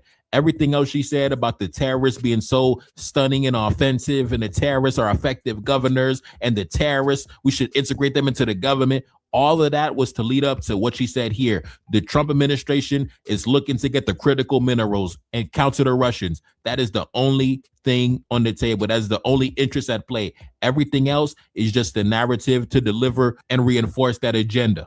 Now let's continue. The Trump administration is working to repair relations with Mali's government to find common ground on security, counter Russian influence, and gain access to the critical minerals. This includes lifting sanctions on several Malian officials and renewing intelligence sharing, which in 2025 led to a Malian airstrike on the jihadist operative. Now, I already did a video a few months ago where the government in Mali actually debunked that and said that was fake news, right? So-called military cooperation, intelligence sharing. That was fake news, right? We did a video on that. But anyway, Take a look at this headline. Mali in the United States, March 12, 2026, a couple months ago. No cooperation in the military sector. As part of the regular political dialogue between the two countries, Mali and the United States had direct exchanges, both with the U.S. diplomatic representation in Mali and with senior U.S. officials from Washington. Press releases and statements following these meetings indicate that these discussions have focused on many topics of common interest, including sub-regional issues, the fight against terrorism, the promotion of economic and trade exchanges, etc., etc. Unlike press articles disseminated by some medias, well-trained sources confirmed to our editorial staff that Mali is neither a claimant nor as a contributor to cooperation with the United States of America in the military sector. Contacted by our editorial staff, officials in office thus refute any allegations relating to an alleged request for cooperation by the Malian government in Bamako, and also deny the prospect of a so-called agreement. They also rejected the disinformation about the resumption of U.S. cooperation. And somehow Ukraine is supporting the terrorist groups, but you claim that the United States is providing cooperation and assistance to the Malian government against the terrorists who are being supported and backed by Ukraine. And we know Ukraine is supported and backed by the United States and France and NATO and everything like that. Like, this lady, man, like I said, it's a reason they gave you that $800,000 grant, because you are definitely carrying water for the establishment. You are definitely carrying water for these Western government. You're not even coming with a coherent argument. You just coming straight with the propaganda, coming straight with the company lines, contradicting yourself at every paragraph. It's totally insane what passes as so-called journalism these days.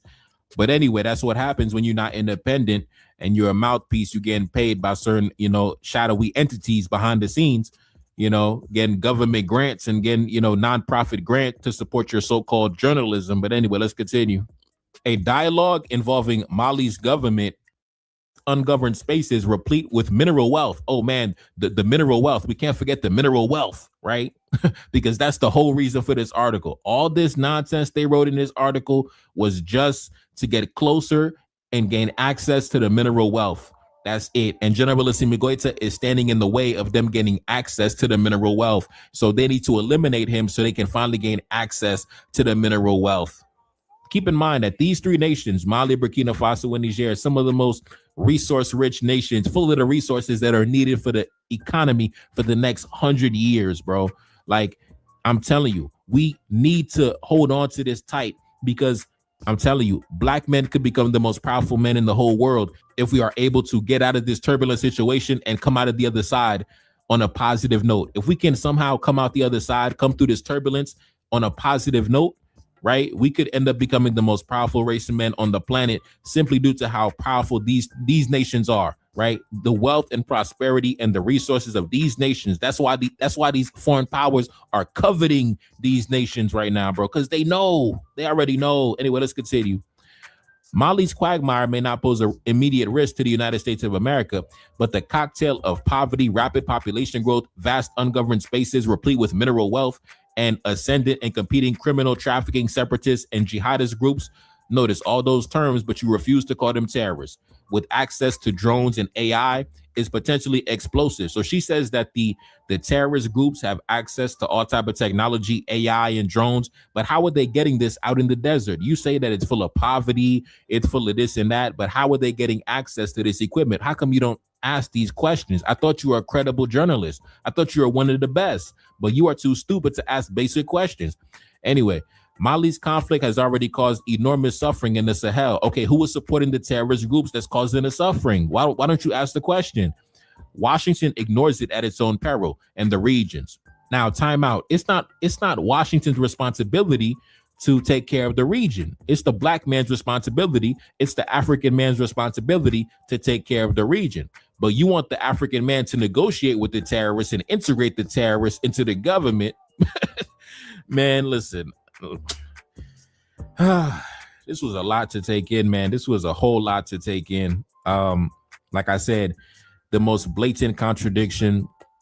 She calls the terrorist groups stunning fighters, but they want to negotiate. Once again, you don't negotiate when you are in a position of victory, right? When you are the one that's winning, you don't negotiate. You go for all-out victory. You go on the offensive. You capitalize on the momentum. You don't stop in your tracks and then try to negotiate. No, That's for the losers, right? Only losers want to come and negotiate and compromise and, you know, strike a deal, right? No, that's for somebody who's losing and getting beat, right? So that's the first contradiction.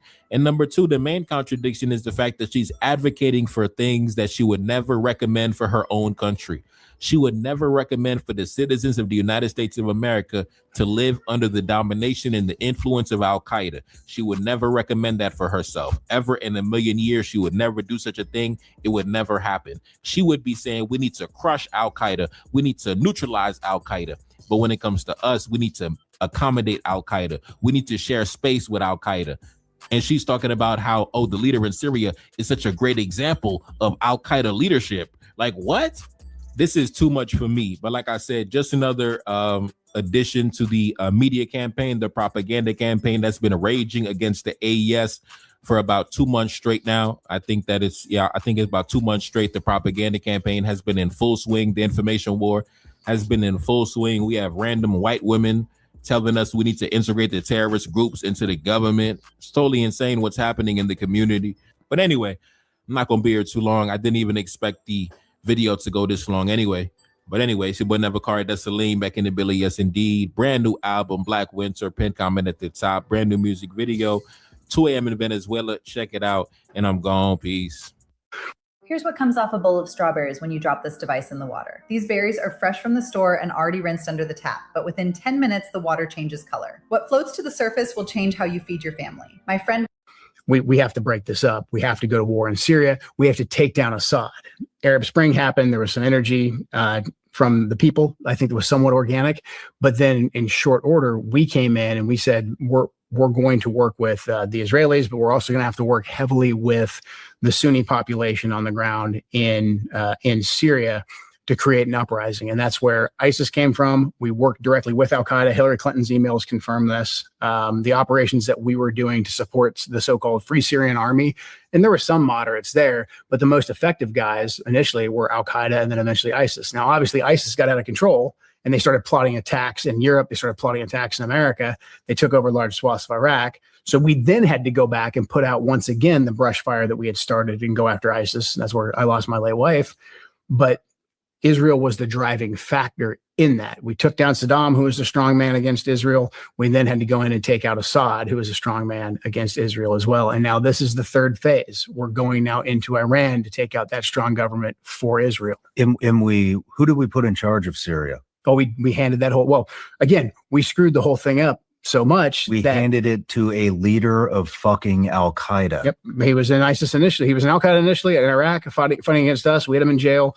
Joined ISIS, broke off from ISIS, hand-selected by bin Laden's right-hand man, Ayman Zawahiri, to lead Nusra, and then they rebranded. And this is the number one way to fool Americans as a jihadist is just put on a suit and get a good PR company, and then apparently we'll just believe whatever you say. There's videos of this guy holding people's heads that he cut off. Yeah, he's the thug. He's shaking he's a brutal President terrorist. Trump's hand. Yeah, horrible advice. Yep. And so what the fuck are we doing? Exactly. What are we doing? Yeah. Gotta stay focused so when it's in shots, I gotta react. Cause I'm a target, I'm under attack. Grabbing a weapon, I tell it get back. Mission exposed, secrets unfold. Enemy try, but I'm still in control. Got your boy sitting in Bamako prison, hoping they wish we sending them home. Enemy know that we good under pressure. Been through the thunderous, turbulent storm. Shorty a diamond, I told her she pressure. Hop in a whip and I'm taking her home. Hop in a whip and I'm swerving, I'm smashed. Killing my enemies, one of my passion. Rocking this gold like we in bikini. Feel like the captain, I'm clutching a heater. Feel like they see me, I feel like I'm Saudi or ran up on Yan in the middle of Bamako. Enemy lying, they claiming he innocent. Don't do no talking, I gotta move militant. Don't do no talking, I hit them with facts. 1804, bringing it back. 1804 like I'm Upper Cap Henry. King with the vision, the crown never empty. Top of the mountain, my soldiers defend me. Ducking and dodging the foreign intelligence. Hitting my dance on the DGSE. Dodging they traps, still on my feet. Feeling impeccable, feel like I'm shining. Go to my neck and I'm flooded with diamonds. Go to my neck and I feel like a mess. Feel like a lion, I'm in the savannah. Feel like the king when I'm up in the jungle. Never defeated, I never been humble. Come out victorious every encounter. Money machine give me help when I count it. Money machine stack it up in a beat. Heart of a king and I ride for the team. Waited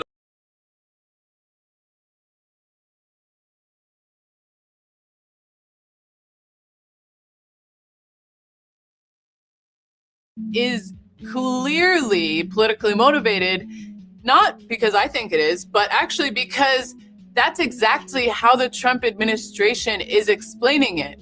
They are saying that this is a great moment for Cuban democracy. The Cuban Revolution must fall, that the US should use all means necessary to destroy Cuba, to decapitate its leadership, and do what, the US has tried to do in Iran, what it tried to do in Venezuela, in order to overthrow the Cuban Revolution. And that's exactly what they've said since this indictment has been released. The incident that is referred to is in 1996, during the special period following the fall of the Soviet Union.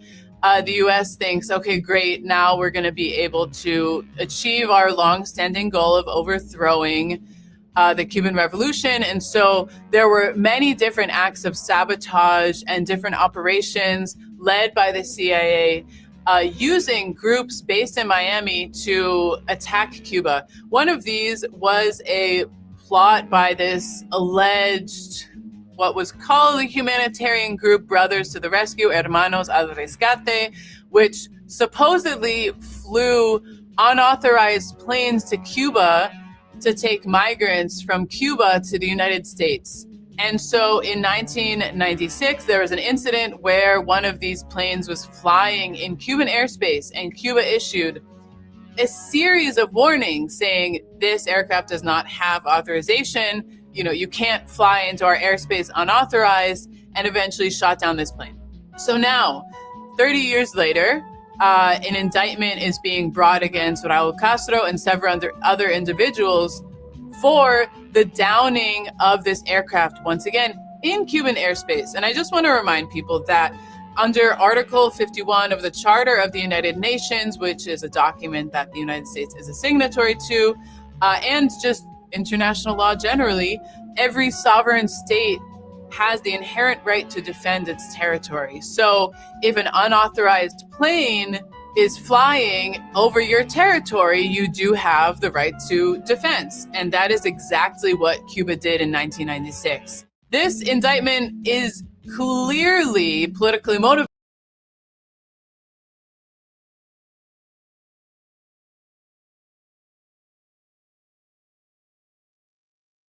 They know that if the Cubans are successful in their example of being able to provide, as a poor country, the best medical care in the third world to the whole population, because it's an inclusionary system. It's not like we have here, where you have this huge bulk of the population, marginalized.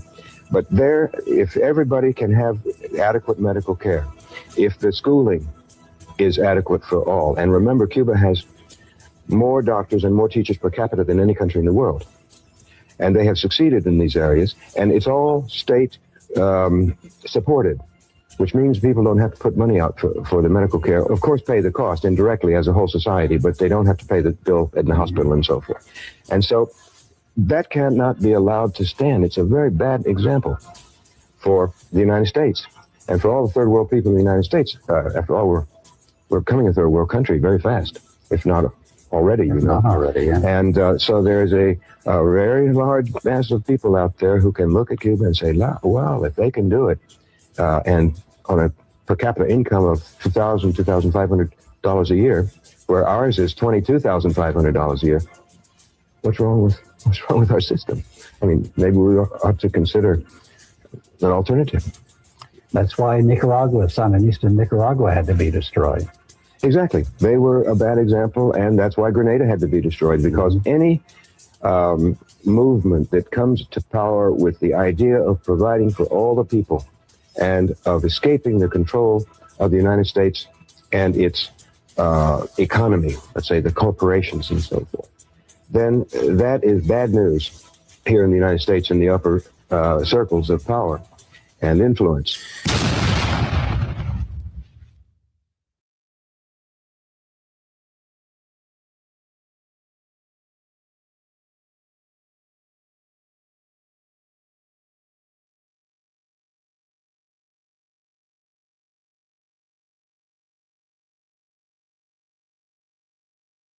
Than the people up in Islamberg, no less than Gulen, is a CIA creation. John McCain, for heaven's sake, was over there with the ISIS officials. It's our creation. We create them. We still direct them. When ISIS warriors are injured in battle, where are they transported? They're transported, for heaven's sake, to Israel.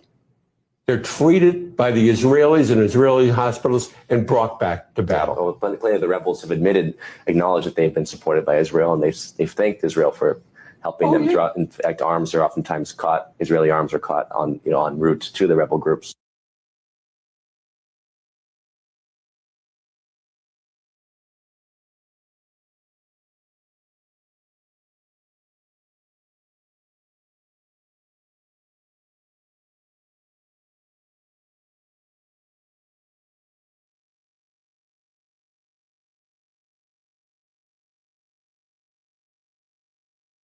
Constitutional democracies in over 20 countries. We manipulated elections in dozens of countries. We created standing armies and directed them to fight. We went after to organize ethnic minorities to encourage them to revolt. The first thing we did in Nicaragua was to go to the Mosquito Indians, who had never gotten along with the other people in Nicaragua very well, and give them more money than they had seen in the entirety of history, and arms and training and rationales and sanctuaries in Honduras, and sent them into Nicaragua to attack, kill, fight, rape, burn, pillage. And this has been a technique the CIA has used in Nicaragua, in Thailand, in Vietnam, in Laos, in the Congo, in Iran, Iraq with the Kurds, in different parts of the world. We created, trained, and funded death squads like the Treasury Police in El Salvador. And we've assassinated world leaders, including the United States President in 1963, and I'll get to that in more detail in just a moment. You can never be sure how many people are killed in the jungles of Laos or the hills of Nicaragua, but adding them up as best we can, we come up with a figure of 6 million people killed, minimum figure. It has to be more than that. These things are all done in countries of the third world where the governments don't have the power to force the United States to stop destabilizing the country and brutalizing their people.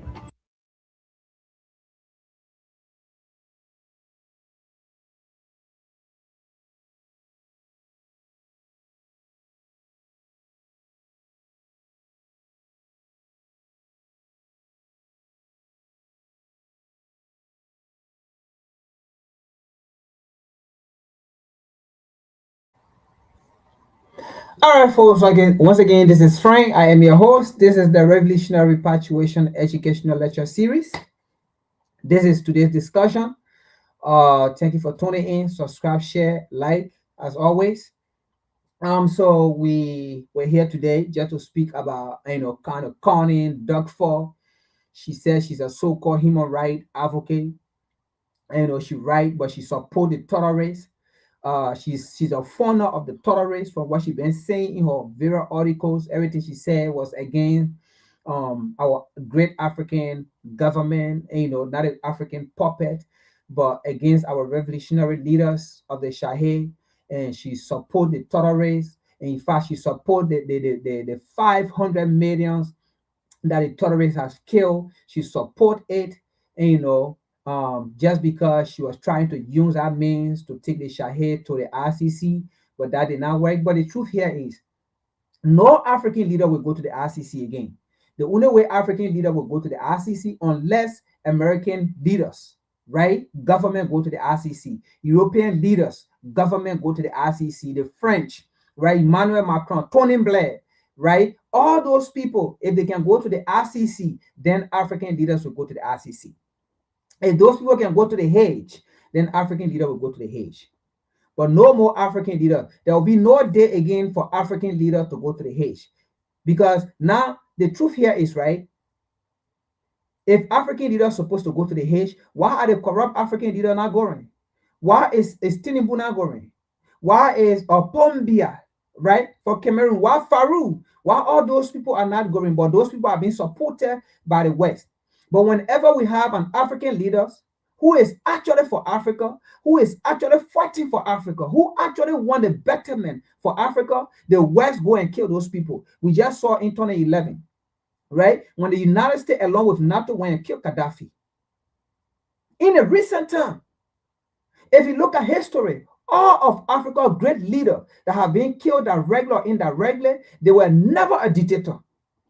If you look at history, all the African leaders that have been hated by Washington, D.C. and Europe, they were never a dictator. They were never a tyrant. All of them were people that wanted good governance. All of them were people that wanted good governance and good democracy for the African continent. But they went against those leaders and killed them, removed them from power. So then it is 2026, this 21st century. Why would we want to listen to the United States to come and tell us this government is good for us? Then we know that Kwame Nkrumah was good for us, but Washington, D.C. did not want Kwame Nkrumah.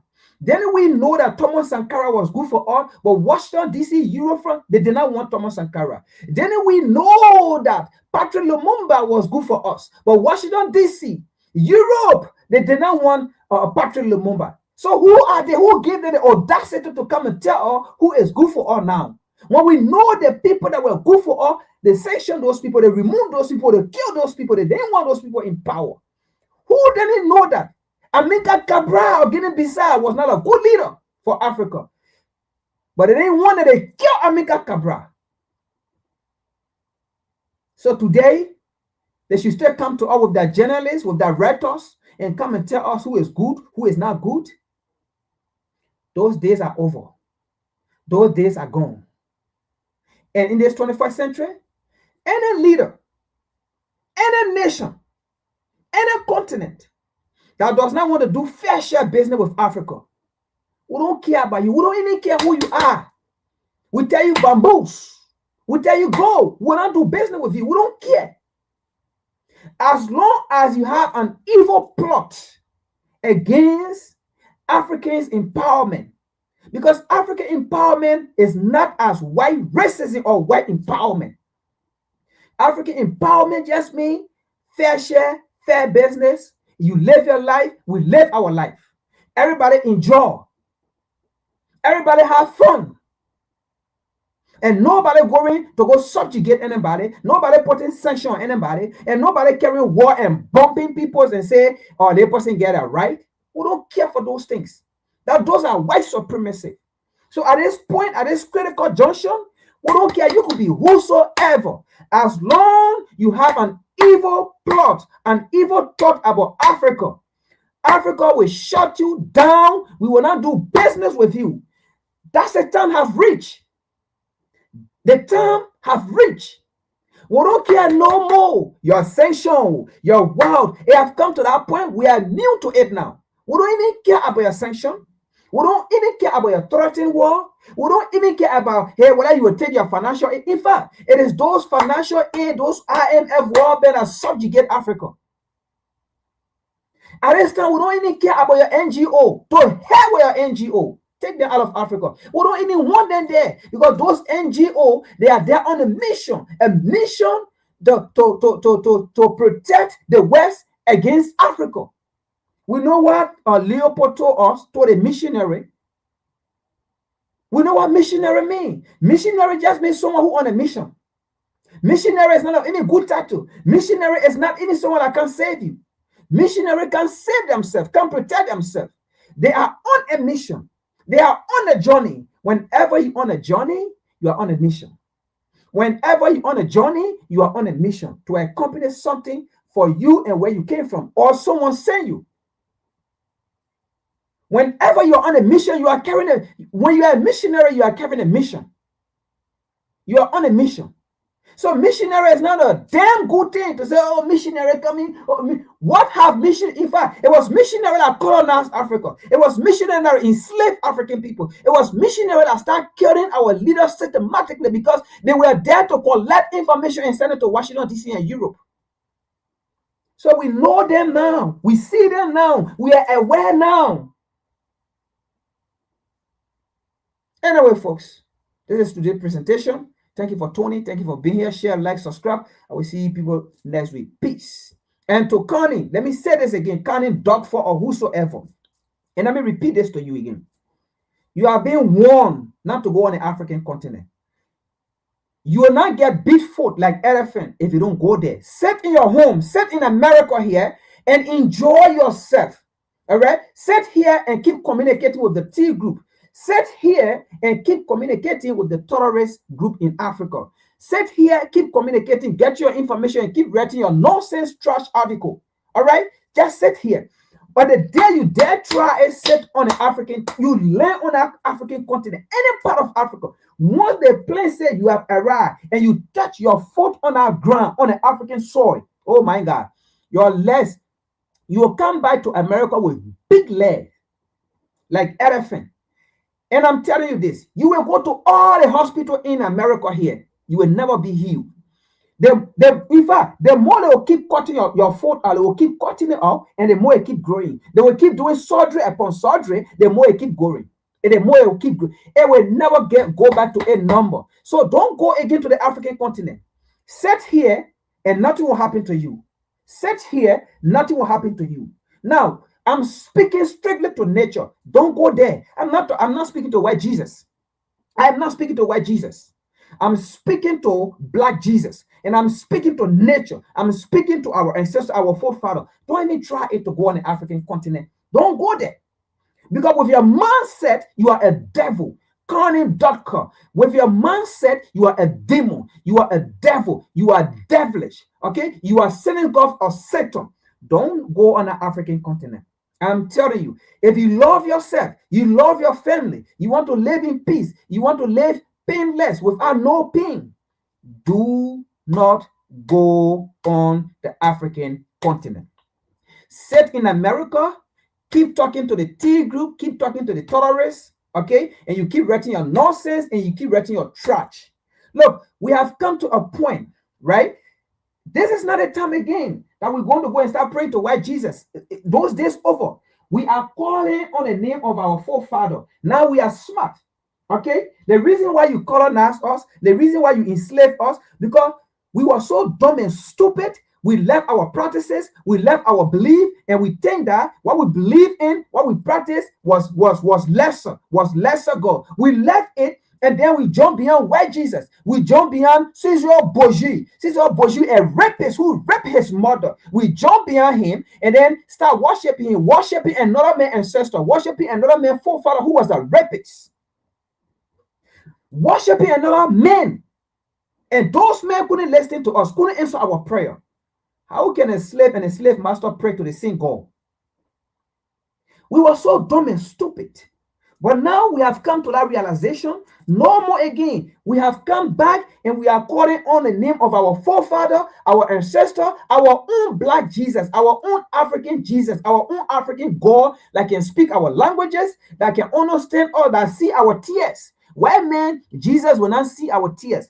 The black Jesus, the black Messiah, our ancestor, our forefather, they see our tear, they see what in our heart. When we communicate, it gets straight to them because we are connected to them. We are spiritual. So I'm telling you, the day you try it and you get on the African continent, you're going to have a big legs like elephant, and that legs will never ever go back to its normal position. You will spend money and spend money and spend money and spend money. You will never go back to its normal position. So I'm telling you, do not go on the African continent again. If you step on that soil, right, you're going to have a big leg. Your 2 foot will be big like elephant, and you will never ever recover from it. This is how we're going to do it now. We're going to be, we will first, how they call it, both spiritually and physically with pain and education. Okay, so we will go spiritually as well now.